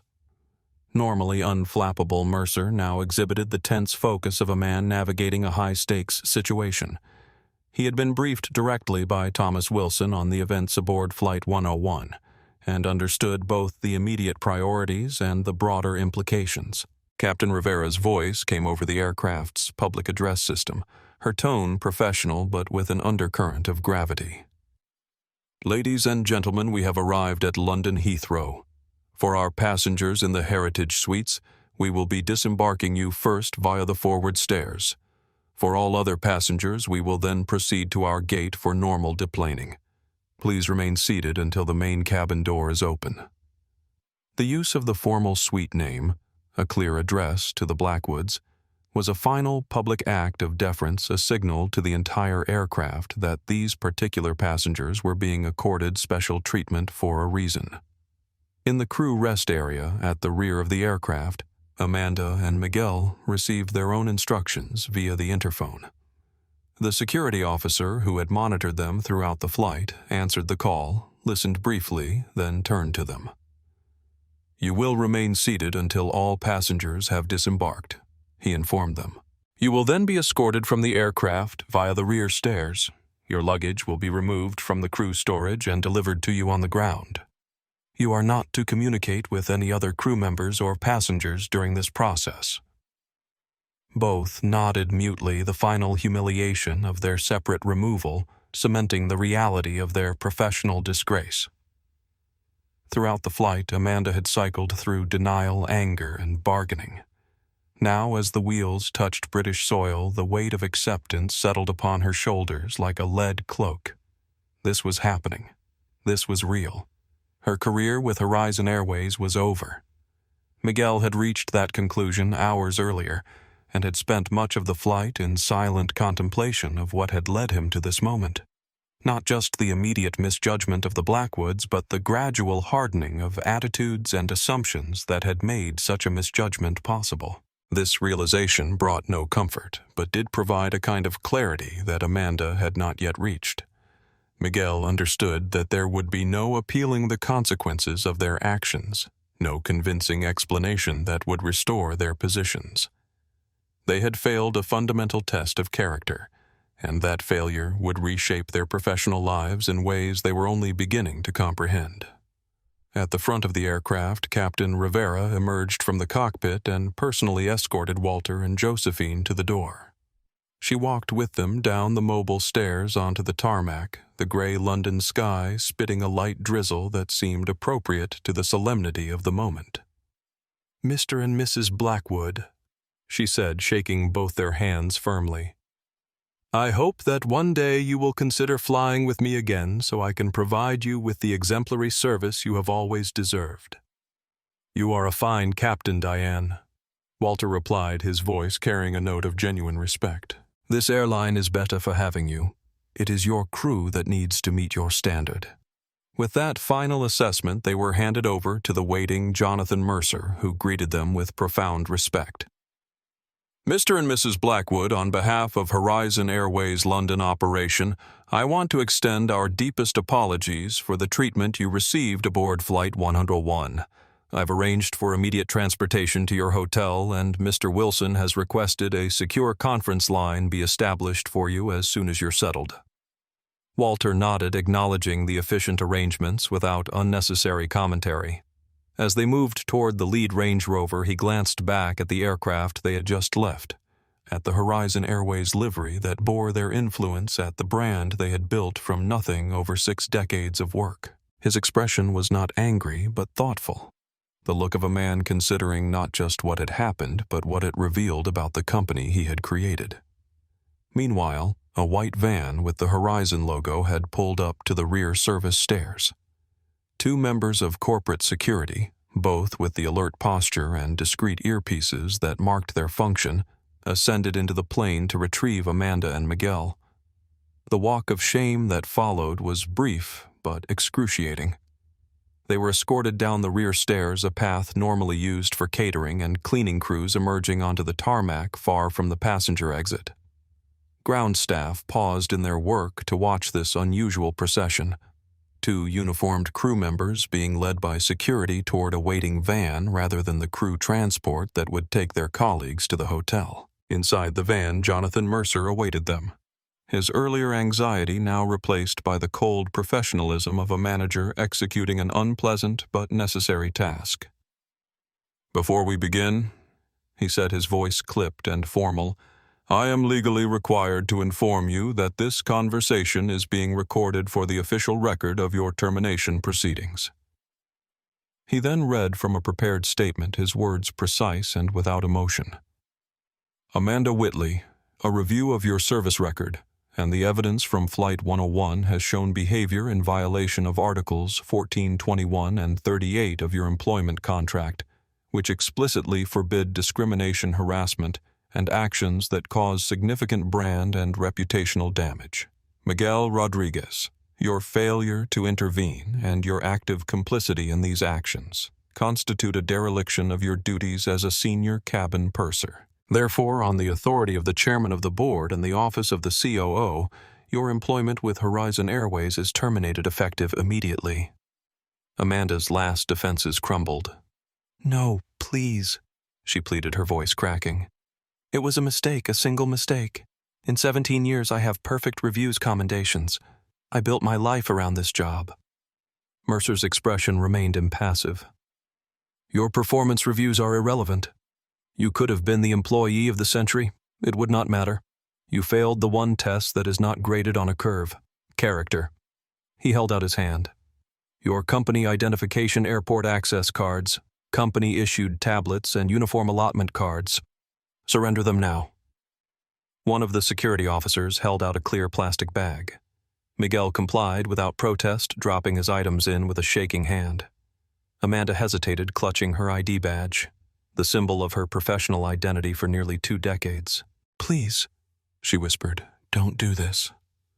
The security officer took a step forward. "Ma'am, do not make this more difficult than it needs to be." Humiliated, she finally relinquished her ID, the card that had granted her access to a world she had worked so hard to join. It clattered into the bag, the sound of a door closing permanently. They were then subjected to a brief search of their carry-on bags to ensure no company property remained in their possession. The systematic dismantling of their professional identities continued with mechanical efficiency. Forms signed, personal belongings separated from company property, final communications delivered without warmth or mitigation. The van drove them not to the terminal but to a service gate on the airport's far perimeter. The door slid open to reveal a gray, drizzling London afternoon. "You will exit here," the security officer said. "A taxi can be called from the service road." Amanda and Miguel stumbled out onto the wet pavement, their rolling suitcases looking absurdly out of place in the industrial surroundings. They stood there, 2 disgraced former employees on a lonely curb, and watched as the white van drove away without a backward glance, leaving them alone with the wreckage of their professional lives. After several minutes of stunned silence, Miguel spoke first. "I'll call a taxi," he said, his voice hollow. "We should find a hotel." Amanda nodded mutely, still unable to fully process the swift and absolute destruction of the career she had spent 17 years building. As Miguel stepped away to make the call, she looked down at her uniform, still perfect despite the circumstances, still bearing the gold wings that had been her greatest source of pride. Now those wings felt like a mockery, a reminder of how far and how fast she had fallen. The rain fell harder, soaking through their uniforms as they waited for the taxi. Neither spoke again. There was nothing to say. They had been judged, found wanting, and removed, not just from a flight or a job, but from identities that had defined them for years. The private terminal at Heathrow Airport existed in a parallel universe to the crowded halls of the main concourses. Here, affluence purchased not just comfort, but invisibility, the freedom to arrive and depart without navigating the communal experience of commercial aviation. Walter and Josephine Blackwood sat in a private lounge, the rain-streaked windows overlooking the distant runways where aircraft landed and departed in a constant rhythm. Though they had used this facility many times over the decades today, it felt different. A reminder of the separate worlds that existed within the ecosystem they had helped create. Thomas Wilson's face appeared on the secure tablet before them, his expression a mixture of contrition and determination. "Walter, Josephine," he began, "words cannot express my personal shame and regret for what you experienced. It represents a fundamental failure at every level." Walter nodded, his expression thoughtful rather than angry. "The failure wasn't with your immediate response, Thomas. You acted decisively and appropriately. The failure was that it happened at all, that we've created an environment where such behavior could develop and persist." Wilson accepted this assessment without defensiveness. "You're right, of course. The question is, where do we go from here? I've initiated immediate termination proceedings for Whitley and Rodriguez, as you know, but I think we both recognize this isn't just about 2 employees. "No," Josephine agreed, her voice calm but firm. "It's about the culture we've allowed to evolve. 2 people don't develop those attitudes in isolation. They're symptoms of a broader condition." The 3 fell silent for a moment, each contemplating the scale of the challenge before them. It wasn't simply a matter of disciplinary action or policy revision. It was about examining the heart of an organization that employed over 48,000 people across 5 continents. "I've called an emergency meeting of the executive leadership team," Wilson continued. 1,400 hours Atlanta time. I've made it clear this isn't optional. Everyone from the CEO down will be present. I think He hesitated, then pushed forward. "I think we need you there, Walter. Your voice carries a weight no one else's can." Walter exchanged a glance with Josephine, a silent consultation between partners who had faced countless decisions together. She gave him a small nod of encouragement. "I'll be there, Thomas," Walter agreed. Not to point fingers or assign blame, but to help chart a path forward. This incident has revealed a disconnect between our stated values and our operational reality. Addressing that gap will require more than disciplinary action. It will demand a fundamental recommitment to principles we may have taken for granted. As they concluded the call, a soft knock at the door announced the arrival of a terminal attendant. "Mr. and Mrs. Blackwood, your aircraft will be ready for boarding in approximately 45 minutes. Is there anything you require in the meantime?" "No, thank you," Walter replied. "We're quite comfortable." As the attendant withdrew, Walter turned to Josephine. "Before we return to Atlanta, there's someone I'd like to speak with. Someone whose perspective I think will be valuable in understanding what happened and how we might address it." Josephine nodded, immediately understanding his intention. "Sophia Hernandez." A few phone calls later, arrangements had been made. Sophia, who had expected to have a 24-hour layover in London before her return flight, was being brought to the private terminal. She had been told only that the Blackwoods wished to speak with her, not that this conversation might significantly alter the trajectory of her career. When she arrived, her nervousness was evident in the way she clutched her small purse and the darting glances she cast around the luxurious private lounge, a space she had never entered despite working for the airline. "Ms. Hernandez," Walter greeted her, rising from his seat with natural courtesy. "Thank you for coming. Please sit down." Sophia perched on the edge of an armchair, her posture reflecting her uncertainty about this unexpected meeting. "Mr. and Mrs. Blackwood," she began, her voice barely above a whisper.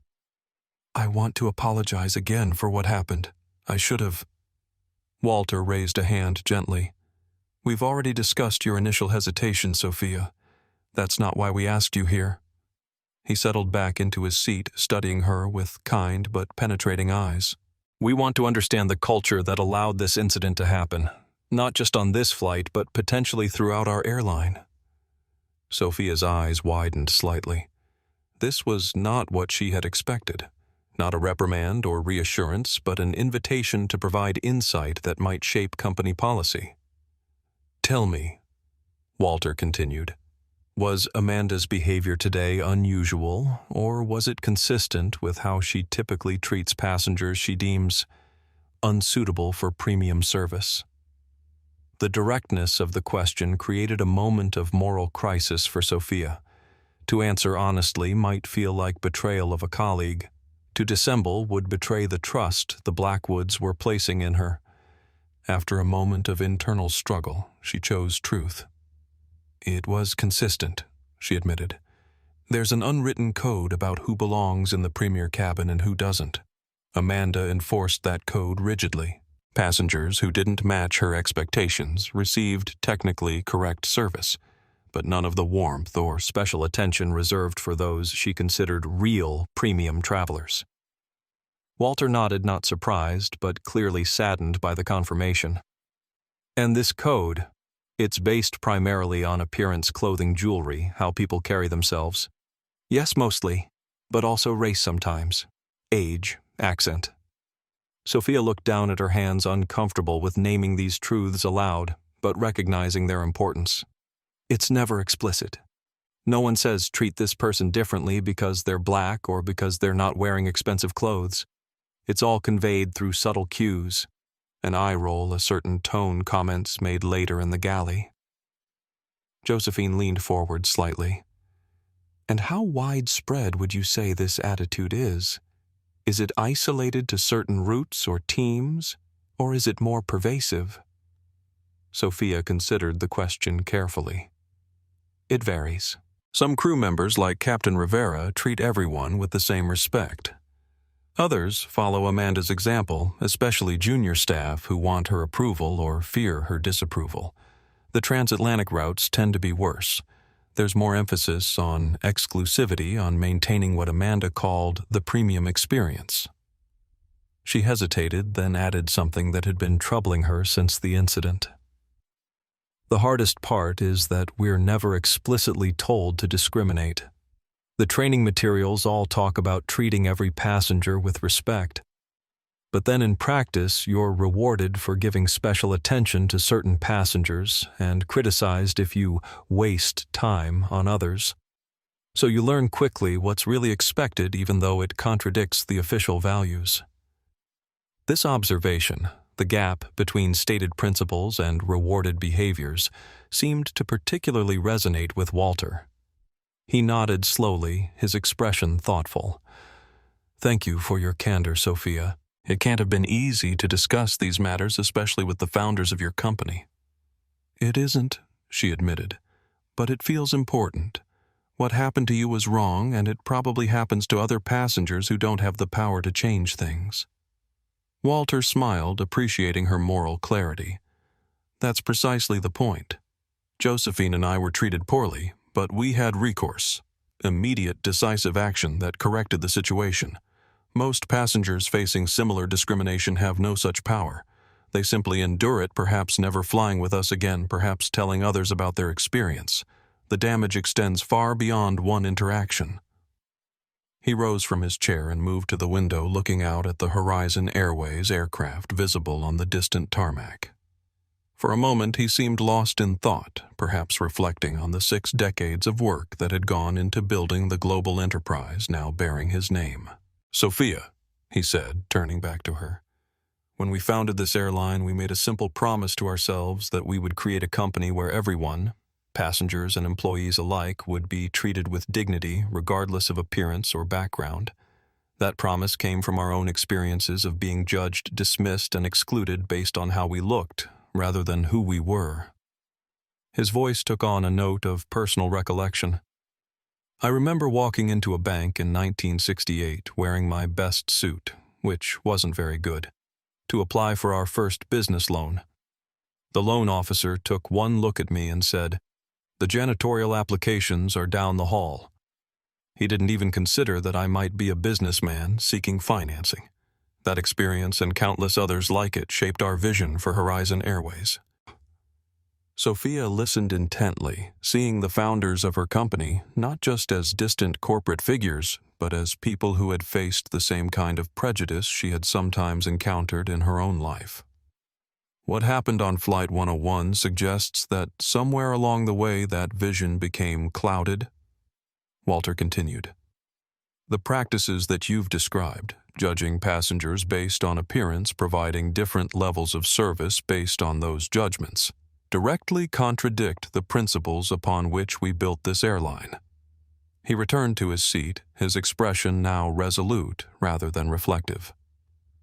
"Sophia, I'd like you to consider a new role, one that would involve helping us understand the gap between our stated values and our operational reality, particularly in premium service." Sophia's breath caught. "A new role? I'm not sure I understand." "Neither do I fully," Walter admitted with a small smile. "We're still formulating our response to today's events.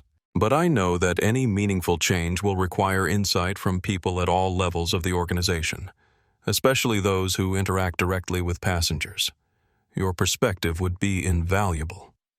Before Sophia could respond, Walter continued, "You don't need to answer now. Return to New York, complete your normal rotation. Someone from Thomas Wilson's office will contact you within the week with a more concrete proposal." As Sophia left the lounge, Walter returned to his seat beside Josephine.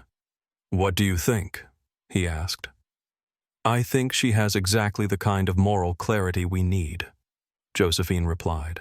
"Whether she has the confidence to act on it consistently remains to be seen. But today was revealing.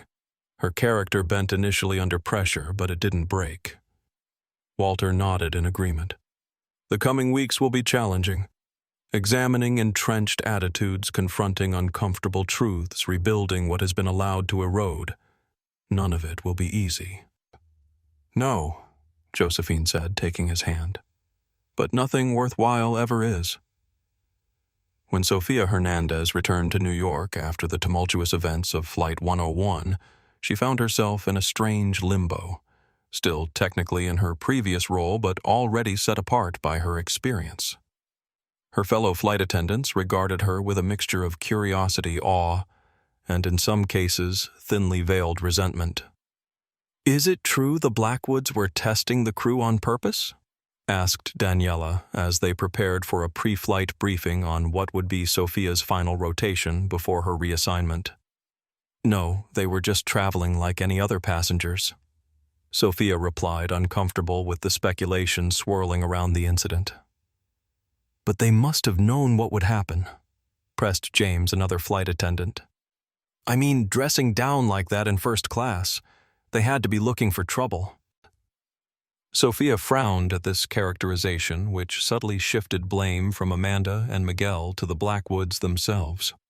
"I don't think they were looking for trouble. I think they were just being themselves. From what I could tell, that's just how they dress."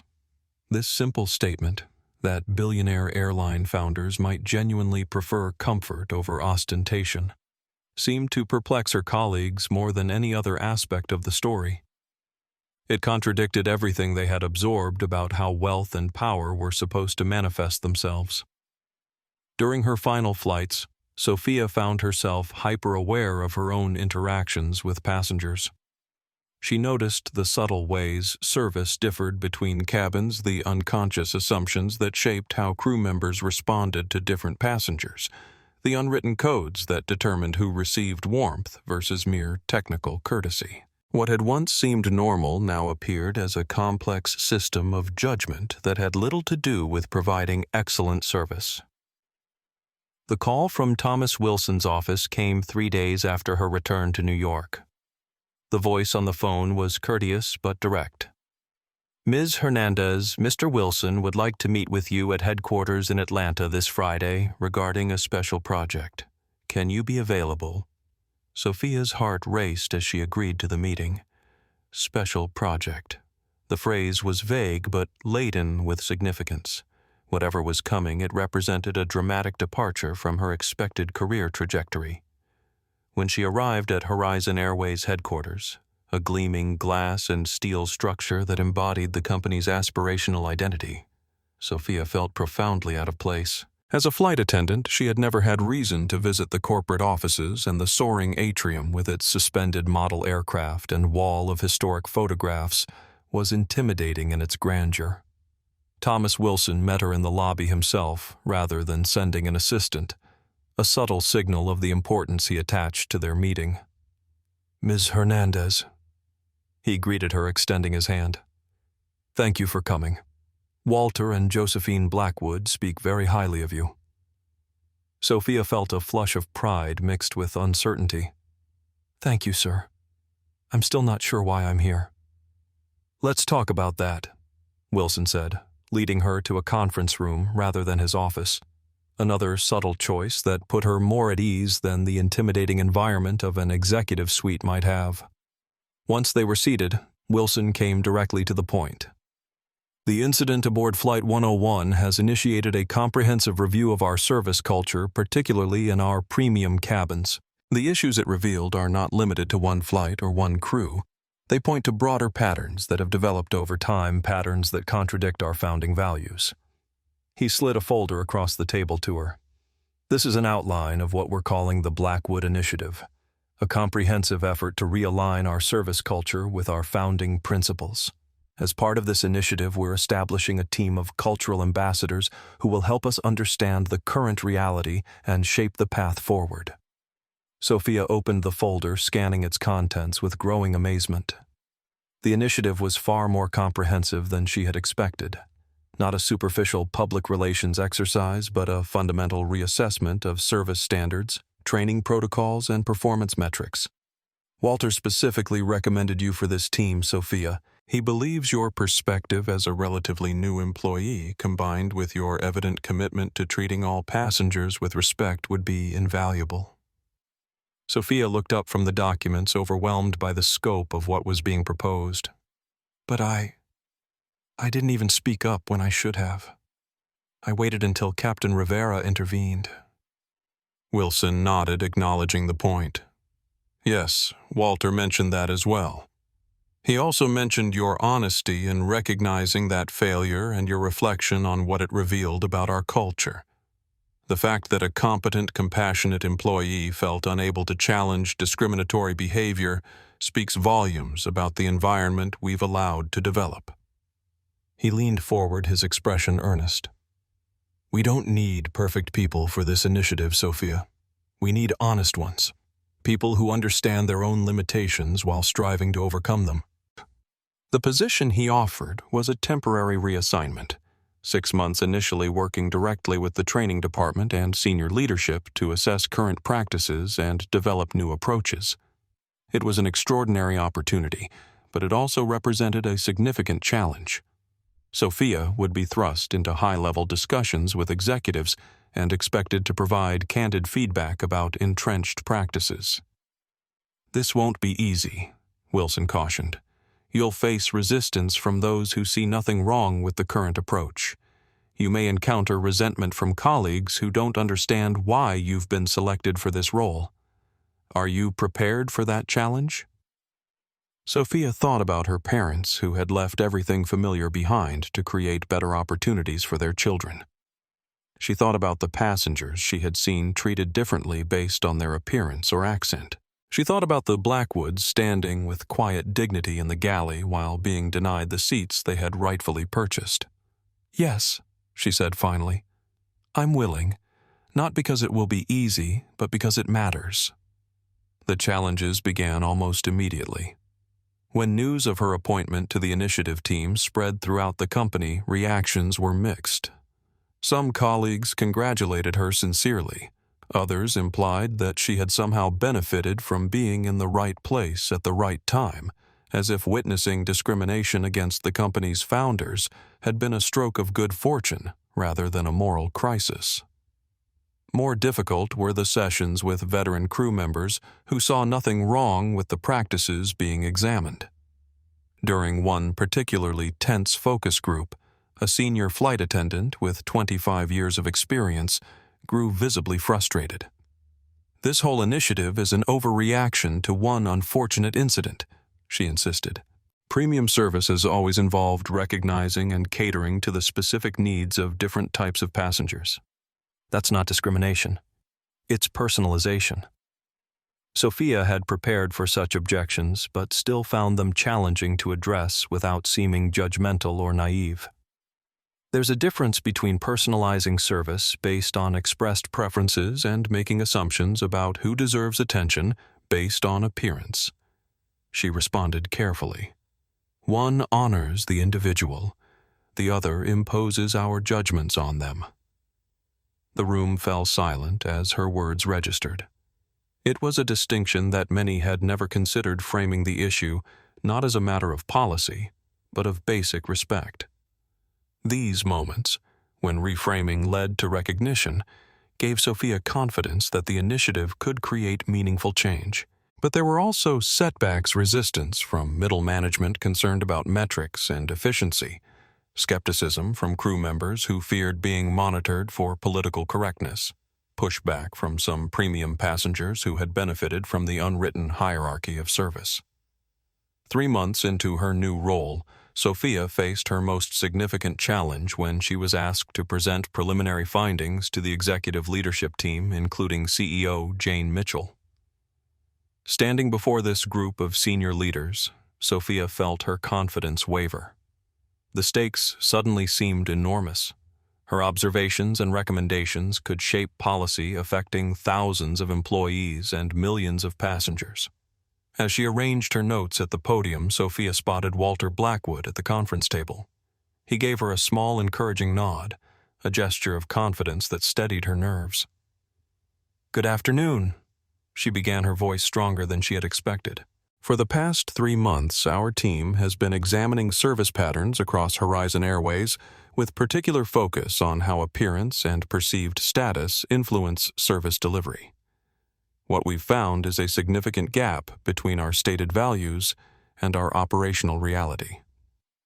She proceeded to outline with remarkable clarity the patterns they had documented, the subtle cues that communicated who was deemed worthy of extra attention, the informal rewards for prioritizing certain passengers, the implicit penalties for treating all passengers with equal warmth and respect. The most troubling aspect, she continued, is that these practices aren't written in any manual or taught in any training session. They're transmitted through example, through praise and criticism, through stories shared in crew lounges. This makes them particularly difficult to address through traditional policy changes or training modules. As she moved to her recommendations, which included revised performance metrics, peer observation protocols, and restructured training programs, Sophia noted the executives' reactions. Some nodded in agreement, others looked uncomfortable or defensive. But all were paying close attention, a testament to the importance the company was now placing on this initiative. When she finished her presentation, CEO Jane Mitchell was the first to speak. "Thank you, Ms. Hernandez. Your candor and insight are precisely what we need. I particularly appreciate your point that we can't simply mandate change through policy. We need to address the informal systems that have allowed these practices to develop and persist." Walter Blackwood spoke next, his deep voice carrying an authority that came not just from his position, but from the wisdom of his years. "Sophia has articulated something I've been trying to express since the incident aboard Flight 101, that the gap between our stated values and our operational reality isn't just a matter of individual behavior, but of cultural patterns that have been reinforced over time. Addressing those patterns will require sustained commitment at every level of the organization." The validation from both the current CEO and the founder gave Sophia's recommendations a weight and credibility they might otherwise have lacked. As the meeting continued, she found herself an active participant in the strategic discussion, rather than merely a presenter of information. A remarkable shift for someone who just months earlier had been a junior flight attendant, afraid to challenge discriminatory practices she witnessed.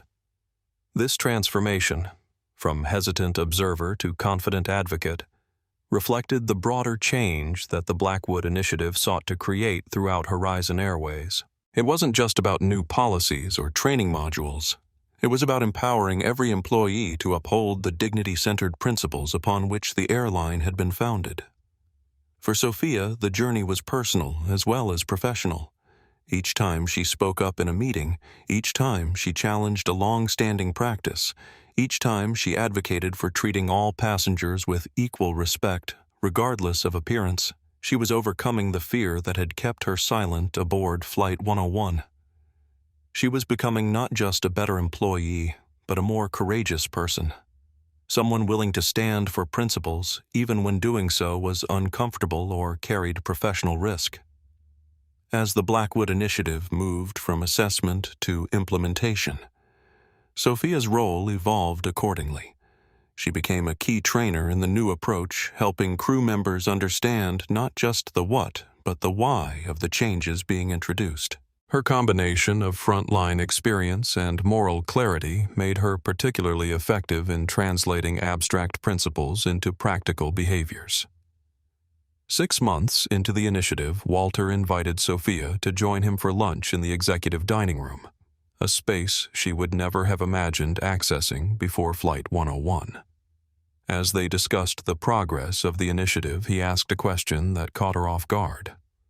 "Sophia," he said, setting down his water glass, "how would you assess your own journey these past months?" She considered the question carefully. "It's been challenging," she admitted. "There have been times when I've doubted whether I was the right person for this role, whether I had the experience or authority to influence such significant changes." Walter nodded, encouraging her to continue. "But I've also found that speaking truth, even uncomfortable truth, gets easier with practice. And I've discovered that my perspective as someone who recently experienced the contradiction between our stated values and our actual practices has been valuable in helping others recognize that gap." Walter smiled, pleased with her assessment. That growth, from fear to courage, from silence to advocacy, is exactly what we're trying to cultivate throughout the company. You've not only contributed to the initiative, you've embodied its core purpose. As Sophia returned to her office after lunch, she reflected on how dramatically her professional life had changed in the 6 months since Flight 101.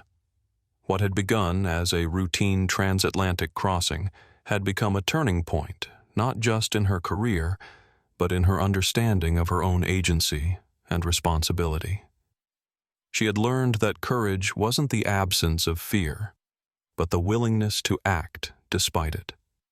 A lesson that would continue to shape her journey long after the formal initiative was complete. The transformation that began with a single incident aboard Horizon Airways Flight 101 extended far beyond one airline.